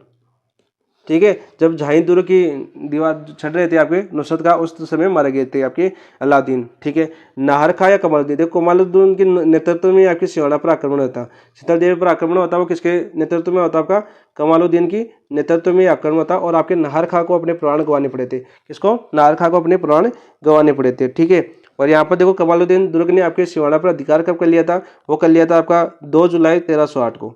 कब? 2 जुलाई 1308 को इन्होंने अधिकार कर लिया था। ठीक है, और इसमें बात करें आपके जो आपके धोखा किसने किया था, जिसे आपका क्या बोलते हैं उनको, राजद्रोही की बात कर लेते हैं। राजद्रोही किसने बोला था? आपके विश्वासघाती, सॉरी मुझे याद आ गया, राजद्रोही या विश्वासघाती। विश्वासघाती कौन थे आपके यहाँ पर? वो थे आपके बिक्का दहिया। कौन थे? सॉरी भांवले पवार। सॉरी, जालौर में थे बिक्का दहिया और यहाँ पर थे आपके भांवले पवार। कौन थे आपके? भांवले पवार। ठीक है, आपके राजस्थान के जितने भी दुर्ग वगैरह हरे हैं वो अंदर के लोगों के विश्वासघाती। इन्होंने क्या किया था? आपके बावले पवार ने आपके जो आपके किले में जो कुंड है ना, कुंड में गोरक्त मिला दिया था। ठीक है, पवित्र कर दिया था उसको। तो यहाँ पर क्या किया था? फिर आपको आक्रमण करना पड़ा। केसरी क्या किया था? आपके शीतलदेव ने, और रानियों ने क्या किया था? जोहर किया था। ठीक है, जो आपका पहला जोहर हुआ था। और इस युद्ध के बारे में आपके अमीर खुसरो ने इस युद्ध की योद्धाओं के राजपूतों की प्रशंसा भी की थी। ये भी आपको याद होना चाहिए। साथ साथ आपको यहाँ पर बात करें, और इस दुर्ग के बाद यहाँ का नाम क्या रखा था आपके अलाउद्दीन खिलजी ने? इस दुर्ग का खैराबाद। इसका नाम क्या रखा फिर? जाल सिवाना आक्रमण का सिवाना दुर्ग का नाम रखा फिर आपके खैराबाद, नाम रख दिया था फिर खैराबाद। और फिर खैराबाद के नाम रखकर इसका जो आकर फिर आपके 1311 के अंदर 1311 में आपके जालौर पर अधिकार हो गया। 1311 में जालौर पर अधिकार हो गया, और जालौर का नाम क्या लिखा आपका? जलालाबाद, जलालाबाद लिखा। ठीक है, देखो अलाउद्दीन खिलजी के आपके आक्रमण याद होने चाहिए। कौन कौन से? जैसे 1301 रणथंबोर, 1301 आपके रणथंबोर, ये पूछा जाता है, क्रम पूछा जाता है। 1303 अपना चित्तौड़, 1303 अपना चित्तौड़, 1308 अपना सिवाना, और 1311 अपना जालोर, जालोर और सिवाना। ये क्रम पूछा जाता है। ठीक है, ये सारा पूरा क्रम पूछा जाता है। यहाँ पर कौन थे आपके हमीर देव चौहान थे, रानी रंगदेवी ने जौहर किया था, राजस्थान का पहला जौहर खेला था कौन सा आपका रणथंभौर। यहाँ पर पद्मावती और आपके रतन सिंह, और आपके सिवाना में आपके शीतल देव और वो, और यहाँ पर जालौर में कानड़ देव प्रबंधन। कौन थे आपके कानड़ देव प्रबंध, ठीक है कानड़ देव थे, सॉरी प्रबंधन तो उनकी रचना थी, कानड़ देव प्रबंधन, ठीक कानड़ देव थे। कौन थे आपके कानड़ देव। तो ये सभी चीजें आपको याद होनी चाहिए। धीरे धीरे आप क्वेश्चनों का एनालिसिस करोगे ना तो इन चीजों को सभी आपके दिमाग में ऑटोमेटिक चलने लगे। अब जैसे मैं याद करता हूँ ना, कानड़ देव आता है तो यहाँ पर पद्मनाभ की रचना आ जाती है, जैसे पद्मनाभ थे आपके कानड़ देव प्रबंधन की रचना की थी तो वो याद आ रहा है, ठीक है। ऐसे आप उन किलों से संबंधित सभी चीजें याद आ जाएंगी। यहाँ पर आपके जो आपके फिरोजा प्रकरण याद आ जाता है, ठीक है, जैसे आपके जालोर दुर्ग में फिरोजा प्रकरण हुआ था, ठीक है, इनके पुत्र के साथ, पता है ना को कौन था इनके पुत्र का नाम बताओ कमेंट के अंदर। कानड़ देव के पुत्र का नाम क्या था आपका, अरे वीरमदेव था। कौन था आपका वीरमदेव था। यहाँ पर एक आपके मोटा राजा मोटा राजा कौन, उदय सिंह बचा था, जो उदय सिंह फिर आपके वहाँ पर चित्तौड़गढ़ दुर्ग का जो आपके 1326 के अंदर प्रशासक बनाया गया था उदय सिंह को, कहाँ का, चित्तौड़गढ़ का। फिर आपके हमीर देव जो आपके चित्तौड़ का जो आपका उद्धारक कहलाता है, मेवाड़ का उद्धारक कहलाता है, उसने आपके वहाँ पर उनकी बेटी के साथ शादी वगैरह करके उस पर वापस अधिकार किया था 1326 के अंदर, ठीक है। ऐसे क्वेश्चन आप एनालिसिस करते हो ना प्रश्न होगा तब आपको ऑटोमेटिक वो चीजें कड़ियाँ जुड़ जाती है, ठीक है। ये आपकी थ्योरी पढ़ने से कड़ियाँ नहीं जुड़ती, आप क्वेश्चन को एनालिसिस करते हो ना प्रत्येक ऑप्शन का, तब वो कड़ियाँ जुड़ जाती है, ठीक है। उलंग खां, नुसरत खां और अल्प खां, ये तीन व्यक्ति थे वो आपके रणथंभौर अभियान पर थे। कितने आपके, नुसरत खां, उलंग खां, अल्प खां, ठीक है। तो उलंग खां को फिर वहाँ का वो प्रशासन नियुक्त किया गया था आपके रणथंभौर का, ठीक है। कमाली दुर्ग को प्रशासन नियुक्त किया गया था आपके जालोर का, सॉरी सिवाना का, कहाँ का, सिवाना का। नेक्स्ट बात करते हैं क्वेश्चन नंबर 56। खानवा के युद्ध में राणा सांगा के मूर्छित हो जाने के पश्चात युद्ध संचालन के लिए सरदारों द्वारा की गई प्रार्थना किसी ने ठुकरा दी। तो आपके सलोम्बर के दावत थे आपके रतन सिंह चुड़ावत, किसने, आपके रतन सिंह चुड़ावत ने आपके ठुकरा दी। क्यों ठुकरा दी, क्योंकि रतन सिंह जो आपके चुड़ावत है, सलोम्बर के जो रावत है, जो इन्होंने क्या किया था, इन्होंने अपना जो राजपाट त्याग है वो किनको सौंप दिया, इन सिसोदिया को सौंप दिया। किसको सौंप दिया, आपके सिसोदिया को सौंप दिया गया था, ठीक है। तो इन्होंने क्या बोला कि मेरे पूर्वजों ने अपना ये राजगद्दी है वो त्याग कर दिया, तो मैं इसे कैसे धारण कर सकता हूँ, मैं इसे कैसे धारण कर सकता हूँ। ऐसा करके इन्होंने अपना जो त्याग, जो आपके जो मूर्छित हो जाने के बाद जो छत्र है वो धारण करने से मना कर दिया था। और फिर आपके जो कौन थे, आपके अज्जा थे, झाला अज्जा ने आपके धारण किया था। किसने धारण किया था, फिर इनके बाद में इन्होंने मना करने के बाद में धारण किसने किया था, सबसे पहले याद होना चाहिए आपकी झाला अज्जा ने, जो छोटे सादड़ी के थे। किसके थे, आपके छोटे सादड़ी के, ठीक है। तो इन्होंने फिर आपके जो आपके राणा सांगा है उसका जो छत्र है वो धारण करके युद्ध लड़ा था, ठीक है। और वो मना किसने किया था, आपके सलोम्बर के रावत रतन सिंह चुड़ावत ने, ठीक है। जैसे आपने देखा होगा जो मेवाड़ में राज तिलक हुआ था तो सलोम्बर के रावत थे आपके देवव्रत। कौन थे, आपके देवव्रत, नाम सुना होगा अभी आपने न्यूज वगैरह में देखी होती। तो उन्होंने अपना अंगूठा काट के तिलक किया था। उस प्रकार से इन्होंने क्या राजगद्दी पूरी आपके मेवाड़ वालों को सौंप दी थी। थोड़ा सा देखो पढ़ने से पहले सांगा के बारे में जान लेते हैं ना, थोड़ा सांगा के बारे में जान लेते हैं। सांगा मतलब आपके संग्राम सिंह। कौन थे, आपके संग्राम सिंह के बारे में थोड़ा सा जान लेते हैं। इनका राजकार्य कब तक रहा था, इन्होंने आपके 1509 के अंदर राजगद्दी पर बैठे थे। ये आपके 1509 में राजगद्दी पर बैठे और 1529 तक थे। कब तक थे, आपके 1529 तक थे क्या, नहीं थे, 1528 तक थे। कब तक, आपके 1528 तक ये राजकार्य के ऊपर रहे थे। राज्य अभिषेक होता राणा सांगा का, ठीक है। जो आपके इनके 1509 से 1528, ठीक है। खानवा का युद्ध कब हुआ था, खानवा के युद्ध की डेट याद है क्या आपको किसी में, जो राणा सांगा के युद्ध के क्रम भी याद कर लेना साथ साथ।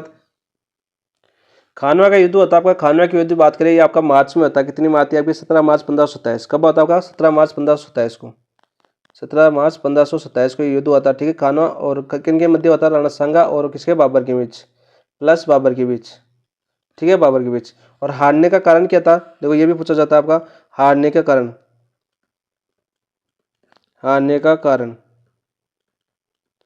वो था आपका, ये तो राणा सांगा के स्वयं आगे युद्ध में पहुंचाना, एक आपके बाबर की तुलगमा पद्धति, कुल तुलगमा पद्धति, ठीक है। और एक क्वेश्चन आपका और पूछा जाता है, जो बाबर के तोपची, बाबर के तोपची दो थे, कौन थे, तो मुस्तफा थे, एक कौन थे आपके, अली थे। अली और मुस्तफा दो तोपची थे, इनका नाम भी आपको पूछा जा चुका है, जो आपके 1527 में। सांगा के देखो युद्ध की बात करें, युद्ध आपका पूछा जाता है बार बार, इनके युद्ध 1527 में कौन सा होता है आपका, 1517 में आपके खातौली का युद्ध, किसका कौन सा होता है आपका, खातौली का युद्ध, किनके मध्य, आपके बाबर, सांगा प्लस बाबर बाबर का नाम आता है बार बार, क्या है, सांगा प्लस इब्राहिम लोदी, सांगा व इब्राहिम लोदी, ठीक है। फिर आपका 1528 में होता, 1528 क्या 1518 में, पता नहीं दिमाग कहाँ चल रहा है, एक मिनट। 1517 में खातौली, सांगा और इब्राहिम लोदी के बीच, और 1518 में होता आपका कौन सा युद्ध होता है, 1518 में आपकी जो आपके मियाँ माखन, कौन थे आपके मियाँ माखन, जो इब्राहिम लोदी के कहते सेनापति, मियाँ माखन प्लस सांगा के बीच हुआ था, ठीक है।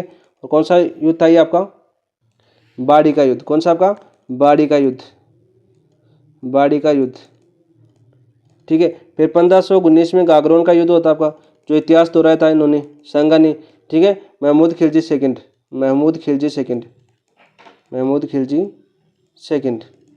फिर 1527 में होता आपके, फरवरी 1527 में होता आपका कौन सा आपका, बयाना का, बयाना में बाबर के सेनापति थे मेहंदी ख्वाजा, बाबर के सेनापति कौन थे आपके, मेहंदी ख्वाजा। और फिर 17 मार्च 1527, 17 मार्च 1527 को ये हो गया आपका खानवा का, ठीक है। इस प्रकार से होता है, इनका क्रम याद कर लेना, एक क्रम पूछा जाता है, बार बार पूछा गया आपके एग्जाम में, कौन किसने मना किया था, आपके ऑप्शन नंबर 1 आपका राइट आंसर हो जाएगा, ठीक है। और जो आपके मारवाड़ के राव थे मालदेव उस टाइम में कवर थे, यह थे आमेर के पृथ्वीराज कच्छावा ने, ठीक है, इन्होंने आपके बाहर निकला था, ठीक है। देवलिया के रावत बाघ सिंह वगैरह सब शहीद हो गए थे इसमें खानवा के युद्ध में। तो राइट आंसर हो जाएगा इसका ऑप्शन नंबर 1, क्या हो जाएगा आपका ऑप्शन नंबर 1। और आपके सांगा के युद्ध याद कर लेना, 1517, 1518, 1519, 1527, ठीक है। चारों युद्धों का क्रम पूछा जाता है, 5 युद्धों का, 5 युद्ध लड़े थे, 5वां क्रम पूछा जाता है। नेक्स्ट देखो बात करते हैं क्वेश्चन नंबर 57। 1857 क्रांति के समय जिसने नीमच छावनी के किले की रक्षा का प्रयास किया वो कौन थे, कर्नल अबोट, कप्तान मैकडोनाल्ड, लेफ्टिनेंट लॉक या कप्तान हार्डी।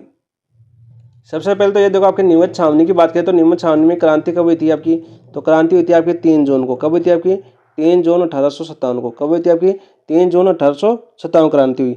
यहाँ पर कौन थे आपके कर्नल अबोट थे, कर्नल अबोट को चुनौती देते हुए आपके इसको इन्होंने एक शपथ दिलाई थी कि आप शपथ खाओ, ठीक है। जैसे आपके जो आपके कपड़े वगैरह है आपकी शपथ दिलवाई थी कि भारतीय अपनी शपथ का अनुपालन करेंगे, ठीक है। जो अवध में उसका टाइम क्या हुआ था, अवध में उस टाइम आपका वो चला गया था, ठीक है। तो आपके ब्रिटिश वफादारी के समान आपके इन्होंने शपथ दिलाने का प्रयास किया था आपके कर्नल अबोट ने। तो इसका विरोध किसने किया, विरोध किया था आपके, विरोध की बात करूँ मैं, कर्नल अबोट का विरोध किसने किया था, वो किया था आपके मोहम्मद अली बेग। कौन थे आपके, नीमच छावनी के नेतृत्व करता मोहम्मद अली बेग, इन पे विद्रोह किया। और विद्रोही सैनिकों ने जो आपके सार्जेंट यहाँ पर मारा गया, जो कौन था आपका सार्जेंट मारा गया था, मारा कौन गया आपका, मारा गया कौन आपका सार्जेंट, सार्जेंट, ठीक है। यहाँ पर सार्जेंट अपनी पत्नी और बच्चों के सहित मारा गया था, ठीक है। अन्य अंग्रेज भाग गए थे। और यहाँ पर देखो नीमच छावनी के कप्तान थे आपके, कप्तान कौन थे आपके, कप्तान मैकडोनाल्ड। तो ऑप्शन नंबर 2 आपका राइट आंसर हो जाएगा, जिन्होंने रक्षा करने का प्रयास किया था, क्या किया था आपका, रक्षा करने का प्रयास किया था, ठीक है। और जो आपके शाहपुरा जागीरदार विद्रोही सैनिकों ने रक्षा सुविधा प्रदान की थी, ये भी याद कर लेना, ठीक है। और नीमच के सैनिकों ने कौन सी छावनी को लूटा था, देवली छावनी को लूटा था। नीमच के सैनिकों ने कौन सी छावनी को लूटा था, छावनी को लूटा, कौन सी छावनी को, आपकी देवली छावनी को लूटा था। कौन सी छावनी को लूटा दोस्तों, आपकी देवली छावनी को लूटा था, टोंक वाली को, ठीक है। ये भी आप याद कर लेना साथ साथ, ठीक है। और आपके नीमच छावनी के 2 भागे थे 40 से अंग्रेज, उन्होंने कहाँ पर आपके गुडला गाँव, जो आपके डुंगला गांव है वहाँ पर रूगाराम की यहाँ शरण ली थी। आप देखो आपके भागे 40 अंग्रेज कौन से गांव में शरण लिया, आपके डुंगला गांव में, पूछा जा चुका है। और डुंगला गांव में किसके यहाँ शरण लिया इन्होंने, रूगाराम के यहाँ शरण ली, कहाँ के, रूगाराम के यहाँ शरण ली, ठीक है। फिर सावर इनको वहाँ ले गया। और फिर आपके जो आपके कैप्टन सावर्स थे, आपके मेजर सावर्स, वो आपके जो आपके मेवाड़ के पॉलिटिकल एजेंट थे, इन्होंने इसको 8 जून को 1857 को पुनः नीमच पर अधिकार कर लिया, ठीक है। पुनः नीमच पर अधिकार आपके जो आपके सावर्स है उनके अधिकार में। तो राइट आंसर हो जाएगा आपका ऑप्शन नंबर 2। तो रक्षा की हमें पूछा गया 1857 क्रांति के समय किसने नीमच छावनी किले की रक्षा का प्रयास किया था, वो थे आपके कप्तान मैकडोनाल्ड। कौन थे आपके, कप्तान मैकडोनाल्ड। तो ये सभी चीज़ें आपकी नीमच छावनी के संबंधित थी। और यहाँ पर जो विद्रोह का करने वाले नेतृत्व किसने किया था, मोहम्मद अली बेग ने। और किसकी शपथ का विरोध किया था, आपके कर्नल अबोट की। यहाँ पर मारा कौन गया था, आपका सार्जेंट अपनी पत्नी और बच्चों सहित मारा गया था सार्जेंट। बाकी अंग्रेज भागे थे, भागने के बाद जो 40 अंग्रेज वहाँ शरण ली थी, वो शरण ली थी आपके डुंगला गाँव में। डुंगला गाँव में यहाँ पर शरण किसके घर पर ली थी, रूगाराम के यहाँ, ठीक है, रुकाराम के यहाँ फिर आपके मेवाड़ के पॉलिटिकल एजेंट थे कौन, आपके मेजर सावर्स। तो आपके मेजर सावर्स आए आपके, उनको यहाँ पर ले गए आपके जगमंदिर उदयपुर, और फिर आपके उन्होंने आकर जो नीमच छावनी पर पूर्ण अधिकार कर लिया। तो ऑप्शन नंबर 2 आपका राइट आंसर। नेक्स्ट देखो बात करते हैं क्वेश्चन नंबर 58। बिजोलिया किसान आंदोलन के संबंध में सही नहीं है। बिजोलिया किसान आंदोलन के बारे में कौन सा सही नहीं है? देखो, मेवाड़ महाराणा ने हामिद हुसैन के किसानों की लाग बाग व बेगार समिति शिकायत जांच करने हेतु भेजा, बिल्कुल राइट। देखो, ये जब आपके साधु सीताराम दास ने नेतृत्व किया था, आपके साधु सीताराम दास ने नेतृत्व किया था आपके बिजोलिया किसान आंदोलन का, तब इन्होंने 2 व्यक्तियों को भेजा था। कितने व्यक्तियों को? 2 व्यक्तियों को। ठीक है, 2 व्यक्ति कौन थे आपके? 2 व्यक्तियों को भेजा महाराणा से मिलने। किससे मिलने? आपके महाराणा से मिलने। कौन कौन थे आपके? नानजी पटेल और ठाकरे पटेल। कौन थे आपके? नानजी पटेल व ठाकरे पटेल। जो प्रथम चरण की बात है, जो आपकी बिजोलिया किसान आंदोलन की बात करते हैं सबसे पहले, तो इसकी शुरुआत हुई थी आपके 1897 में। कब तक चला था? 1941 तक। कब तक चला था आपका? 1941 तक। कब तक चला था? 1941। तो प्रथम चरण का नेतृत्व किसने किया था? तो 3 चरणों में चला था। अभी कितने चरणों में? टोटल 3 चरण हुए थे इसके। प्रथम चरण चला था आपका 1897 से 1915 तक, और इसके नेतृत्व किया था आपके साधु सीताराम दास ने। किसने किया था? आपके साधु सीताराम दास ने। इन्होंने 2 व्यक्तियों को भेजा, नानजी पटेल और ठाकरे पटेल। ठीक है, ये कहाँ पर गया? आपके महाराणा से मिलने की। महाराणा ने इनकी बात सुनकर किसको भेजा? आपके हामिद हुसैन को भेजा। लेकिन हामिद हुसैन भी आपके जो करशन सिंह थे वहाँ के, जो आपके सामंत, उनके मिल गए वहाँ पर आकर, और इनको जो नानजी पटेल और ठाकरे पटेल को देश निकाला दे दिया गया। तो यहाँ पर तो बिल्कुल भेजा था हामिद हुसैन को। देखो, नानजी पटेल और ठाकरे पटेल और नारायण पटेल इस आंदोलन में भाग लिया। तीसरा चौथा दे रखा आपका, कांग्रेस ने अमृतसर अधिवेशन में विजय सिंह पति की देशी रियासतों व बिजोलिया के ठिकाने के में हो रहे अत्याचारों आधारित प्रदर्शनी लगाई। तो यहाँ पर देखो, आपका नानजी पटेल, ठाकरे पटेल और नारायण पटेल ने इस आंदोलन में भाग लिया, बिल्कुल राइट। देखो, ये तो आपके शुरू में थे आपके, और नारायण पटेल भी बाद में आए थे आपके। और यहाँ पर देखो, 30 अध्याय, कांग्रेस के अमृत अधिवेशन में विजय सिंह पति ने देशी रियासतों बिजोलिया के ठिकाने में हो रहे अत्याचारों का पर आधारित प्रदर्शनी लगाई। देखो, प्रदर्शनी नहीं लगाई थी इन्होंने। कांग्रेस का जो अधिवेशन होता है आपका 1919, कब होता है आपका? दिसंबर 1919। ठीक है, दिसंबर 1919 में अपने लोकमान्य तिलक के सहयोग से इन्होंने प्रस्ताव रखा था। क्या रखा था? इन्होंने प्रस्ताव रखा था। प्रदर्शनी कहाँ पर लगाई थी? देखो, प्रदर्शनी लगाई थी इन्होंने नागपुर अधिवेशन में। कौन से में? आपके नागपुर अधिवेशन। नागपुर अधिवेशन कब होता है आपका? 1920 में। नागपुर अधिवेशन में प्रदर्शनी लगाई थी 1920 के अंदर। ठीक है, 1920 में। तो प्रदर्शनी की बात करें तो प्रदर्शनी लगाई थी कब? 1920 में। कौन से अधिवेशन में? नागपुर अधिवेशन में। तो ये आपका गलत हो जाएगा। माणिकलाल वर्मा और प्रज्ञा चक्षु ने आपकी कविताओं के माध्यम से किसानों को जागृत किया, बिल्कुल राइट। ये भी आपका बिल्कुल सही है। तो हमें क्या पूछा? सत्य नहीं। तो ऑप्शन नंबर 3 आपका सत्य नहीं है। कौन सा नहीं है आपका? ऑप्शन नंबर 3 सत्य नहीं है। तो 58 का राइट आंसर हो जाएगा ऑप्शन नंबर 3। नेक्स्ट बात करते थे क्वेश्चन नंबर 59। निम्न में से कौन सा सम्मिलित नहीं है? कौन सा सम्मिलित नहीं है प्रजामंडल से संबंधित? ये आपका क्वेश्चन आया था 59। तो यहाँ पर देखिए, बात करते हैं सबसे पहले करौली प्रजामंडल के आपके त्रिलोक चंद माथुर। बीकानेर प्रजामंडल के वेदाराम जो वेद मेघाराम, बिल्कुल राइट। कहाँ पर की थी स्थापना? कलकत्ता के अंदर। ठीक है, बिल्कुल साइड। ये भी सही है, ये भी सही है 59 के। जैसलमेर प्रजामंडल की स्थापना किसने? किशनलाल जोशी ने की थी। किशनलाल जोशी थे आपके जैसलमेर प्रजामंडल से संबंधित थे। झालावाड़ प्रजामंडल की स्थापना कन्हैयालाल मित्तल ने की थी। कौन सा सम्मिलित नहीं है? तो ऑप्शन नंबर 3 आपका सम्मिलित नहीं है। तो बात करते हैं, देखो, आपका जैसलमेर प्रजामंडल है। जैसलमेर प्रजामंडल की स्थापना हुई थी आपकी, कब हुई थी? जैसलमेर प्रजामंडल की स्थापना 1945 के अंदर। कब हुई थी आपकी? 1945 के अंदर। और किसने की थी आपकी 1945 के अंदर? बात करें हम जैसलमेर प्रजामंडल की, मीठालाल व्यास। कौन थे आपके? मीठालाल व्यास। और कहाँ पर हुई थी जैसलमेर प्रजामंडल की स्थापना? जोधपुर के अंदर। कहाँ पर हुई थी दोस्तों? जोधपुर के अंदर हुई थी। ठीक है, वहीं बात करें हम जो आपकी करौली प्रजामंडल है, करौली प्रजामंडल की स्थापना कौन किसने की थी आपकी? त्रिलोकचंद्र माथुर। किसने की थी? त्रिलोकचंद्र माथुर ने। कब की थी? 1938 के अंदर। कब की थी दोस्तों? 1938 के अंदर। फिर आपका देखो, बीकानेर प्रजामंडल दे रखा है। तो बीकानेर प्रजामंडल की स्थापना मेघाराम वेद ने की थी 1936 में। कलकत्ता के अंदर की थी कब? 1936 के अंदर। फिर सर किशनलाल जोशी किससे संबंधित थे? किशनलाल जोशी की बात करें तो ये आपके संबंधित थे। किशनलाल जोशी किससे थे? आपके भरतपुर से। किससे संबंधित थे? आपके 1938 में इन्होंने भरतपुर प्रजामंडल की स्थापना की थी। किसकी की थी? आपकी भरतपुर प्रजामंडल की। ठीक है, झालावाड़ प्रजामंडल की सबसे लास्ट में थी 1946 के अंदर। कभी थी? 1946 के अंदर। तो राइट आंसर जगह आपका ऑप्शन नंबर 3। नेक्स्ट देखो, बात करते हैं क्वेश्चन नंबर 60। भारत सरकार ने 15 फरवरी 1948 को किस रियासत का प्रशासक SN सप्रू को नियुक्त किया? तो आपके भरतपुर का क्या था, अलवर का, या करौली का, या धौलपुर का? तो किस रियासत का क्या था 15 फरवरी 1948 को? भरतपुर रियासत। कौन सी रियासत थी आपकी? भरतपुर रियासत। क्योंकि गांधी जी के हथियारों को शरण देने के कारण, गांधी जी के हथियारों को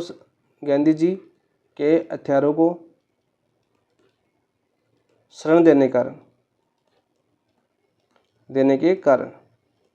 तो ये क्वेश्चन था आपका एकीकरण से संबंधित। नेक्स्ट देखो बात करते हैं क्वेश्चन नंबर 61। राज्यपाल से संबंधित भारत के संविधान के निम्नलिखित में से कौन से अनुच्छेद को संविधान के 44वें संशोधन अधिनियम 1978 20/6/1979 से प्रभावी रूप से विलोपित किया गया। तो राज्यपाल के संबंधित है आपके 44वां संविधान संशोधन 1978, यानी मोरारजी देसाई पीएम थे उस समय। मोरारजी देसाई कौन थे आपके? पीएम थे। तो कौन से अनुच्छेद को संविधान के 44वें संविधान संशोधन 1978 के द्वारा विलोपित किया गया? देखो 163(3), 167 गए, 166(4) या 158(3). तो 61 का राइट आंसर हो जाएगा आपका 166(4). क्या जाएगा? 166(4) को विलोपित किया गया। नेक्स्ट देखते हैं क्वेश्चन नंबर 62। नवंबर 2024 में संपन्न राजस्थान विधानसभा उपचुनाव में निम्नलिखित में से कौन सी सीट पर भारत आदिवासी पार्टी जीती? यानी भारत आदिवासी पार्टी ने जीती, यानी बाप की बात करें तो बागीदोरा, आसपुर, 84 या धरियावाड़। तो यहाँ पर राइट आंसर हो जाएगा 62 में ऑप्शन नंबर 3 84। कहाँ से जीती आपकी? 84 सीट से आपकी भारतीय आदिवासी पार्टी ने उपचुनाव जीता नवंबर 2024 के अंदर। नेक्स्ट बात करते हैं देखो क्वेश्चन नंबर 63। राजस्थान राज्य मानव अधिकार आयोग के विषय में निम्न में दिए गए कथनों में से कौन सा कथन गलत है? कौन सा कथन गलत है 63 के अंदर, यह हमें बताना है। ठीक है, तो पहली बात करते हैं हम, जो आपका मानव अधिकार आयोग एक स्वायत्त उच्च शक्ति प्राप्त मानव अधिकार इकाई नहीं है आपका। एक कैसे आपकी मानव अधिकार बात करें तो कैसा आयोग आपका? सार्वविधिक आयोग है। कैसा आपका? सार्वविधिक आयोग, सार्वविधिक आयोग है। ठीक है, यानी वैधानिक आयोग है, वैधानिक आयोग है, यानी ये आपके स्वायत्त शासी निकाय नहीं, स्वायत्त निकाय नहीं है। ठीक है, दूसरा देखा, ये आयोग मानव अधिकार संरक्षण अधिनियम 1999 से अपने अधिकार प्राप्त करता है। बिल्कुल राइट है, ये आपका बिल्कुल राइट है। ठीक है, यह आयोग मानव अधिकार संरक्षण अधिनियम 2006 के प्रावधानों के अनुसार एक अध्यक्ष और 2 सदस्य होंगे। देखो 6 के अनुसार जो मानव अधिकार आयोग 2006 की बात करें तो ये भी आपका आगे क्या हो गया क्वेश्चन? ठीक है, यह अधिनियम 2006 के प्रावधानों के अनुसार एक अध्यक्ष और 2 सदस्य होते हैं। तो यहाँ पर तो पहला तो गलत है, लेकिन यहाँ पर देखो ये दूसरा सही है अपना। तीसरा देखो, मानव अधिकार आयोग के जो आपका संरक्षण अधिनियम 2006 आया था, आपका संशोधन अधिनियम आया था, आपका मानव अधिकार संरक्षण अधिनियम संशोधन अधिनियम आया था, उसके अनुसार आपके एक अध्यक्ष 2 सदस्य यानी संरक्षण अधिनियम दे रखा, तो ये गलत हो जाएगा। ठीक है, तो हमें क्या पूछा? हमें गलत पूछा, तो आपका ए और सी गलत हो जाएगा। क्या हो जाएगा? ए और सी दो खत्म। आपका राइट आंसर हो जाएगा आपका ऑप्शन नंबर 2। क्या हो जाएगा? 63 में ऑप्शन नंबर 2 आपका राइट आंसर हो जाएगा। ठीक है, थोड़ा सा यहाँ पर समझने की बात ही, मानव अधिकार संरक्षण जो आपका संशोधन अधिनियम 2006 से पूर्व थे आपके एक अध्यक्ष और 4 सदस्य। ठीक है, और एक अध्यक्ष और 4 सदस्य इसमें किए गए, इसमें थोड़ा सा कन्फ्यूज है भाई। ठीक है, कलाम ने माना आपका ए और सी, गलत। कलाम ने क्या माना? ए और सी माना है। ठीक है, गलत माना आपकी कलाम ने इसको। तो यहाँ पर देखो, यहाँ पर तो यही थे आपके, इससे पूर्व तो आपके एक अध्यक्ष 4 सदस्य थे 2006 से पूर्व तो, लेकिन यहाँ पर बात करें इसमें संशोधन के बाद आपका एक अध्यक्ष 2 सदस्य कर दिए गए। ठीक है, निर्धारित की गई थी 2006 के अंदर ही। तो ये भी आपकी बात तो सही आ रही है। गलत माना है तो हो सकता है किस आधार पर माना, या तो फिर 2019 में संशोधन हुआ है उसके आधार पर माना होगा। 2019 में संशोधन हुआ है इसमें। एक बार आप भी कमेंट के अंदर बताना भाई, इसको कमेंट में बताना इसका आंसर। कलाम के अनुसार आपका ए और सी है। नेक्स्ट देखो बात करते हैं, राजस्थान में ऐसे मुख्यमंत्री जिन्होंने 3 या अधिक बार शपथ ग्रहण की। तो मोहनलाल सुखड़िया ने 4 बार ग्रहण किए। ठीक है, भैरों सिंह शेखावत ने भी आपकी कितनी बार ग्रहण किया? आपके भैरों सिंह शेखावत की बात करें तो भैरों सिंह शेखावत ने आपके 3 बार ग्रहण किया आपकी। ठीक है, भैरों सिंह शेखावत 3, हरिदेव जोशी ने भी 3 ग्रहण किए, और आपके अशोक गहलोत भी 3 बार मुख्यमंत्री बन चुके हैं। तो चारों ये आपके 3 या 3 से अधिक, 3 या 3 से अधिक चारों मुख्यमंत्री हैं। तो सबसे ज़्यादा तो आपके मोहनलाल सुखाड़िया ने लिए। तो राइट आंसर देखो ए बी सी डी कौन से में? ऑप्शन नंबर 4 आपका राइट आंसर हो जाएगा। नेक्स्ट देखो बात करते हैं क्वेश्चन नंबर 65। तो आज टाइम हो चुका है, जो आपका 65वां क्वेश्चन है यह मुख्य सचिव, और 65 से लेकर 100 तक, यानी जो आपके 35 क्वेश्चन जो आपके बच्चे हैं, 35 क्वेश्चन बच्चे हैं आपके, तो 35 क्वेश्चन करेंगे, जिसमें से 20 आपके किसके? आपके मनोविज्ञान के। तो इनको समझते हुए बहुत ही शानदार तरीके से, क्योंकि मुख्य सचिव आपको बहुत ही अच्छे से समझाना है, तो मुख्य सचिव भी समझेंगे, चारों ऑप्शनों को समझाना है, तो शानदार तरीके से कल अपने नेक्स्ट क्लास में करेंगे। किसमें करेंगे हम? नेक्स्ट क्लास के अंदर। ठीक है दोस्तों, आज इतना था। सोल्यूशन कैसा लगा जरूर बताना, क्योंकि टाइम हो चुका है, 1 घंटा 18 मिनट हो चुके हैं, तो काफ़ी लंबी क्लास हो जाएगी फिर। तो कल कर लेंगे 35 क्वेश्चन अच्छे से समझते हुए। तो सोल्यूशन कैसा लगा, एनालिसिस कैसा लगा, कमेंट में जरूर बताना, और अच्छे लगे तो क्लास को लाइक भी करना और शेयर भी करना अपने दोस्तों के साथ। और इसी तरह से हम विश्लेषण करके, हमारा लक्ष्य एक ही है कि हमारा रिवीजन पूरा होना चाहिए। टेस्ट का एनालिसिस वैसे तो काफ़ी दोस्त टेलीग्राम वगैरह पर देख लेते हैं, लेकिन जो एक एनालिसिस का मतलब यदि हम टॉपिक वाइज पूरे का एनालिसिस करें तो उन टॉपिक से संबंधित जितने महत्वपूर्ण क्वेश्चन बनते हैं यदि वो हमें याद हो तो इन 4 टेस्टों के माध्यम से हम बहुत ज़्यादा रिवीजन कर सकते हैं, बहुत फास्ट रिवीजन कर सकते हैं एमसीक्यू के माध्यम से। वैसे मेरा लक्ष्य वही है आपको ज़्यादा से ज़्यादा रिवीजन करवाना। तो ऐसे इसी हिसाब से करें या अगले टेस्टों को मैं जैसे पहले करते आ रहा था 2 क्लासों के अंदर यानी 50-50 क्वेश्चन उस हिसाब से करें। चॉइस आपकी है, जैसा आप कमेंट में बताओगे उस आधार पर हम करते रहेंगे। ठीक है दोस्तों, आज के लिए इतना ही। थैंक यू, धन्यवाद दोस्तों।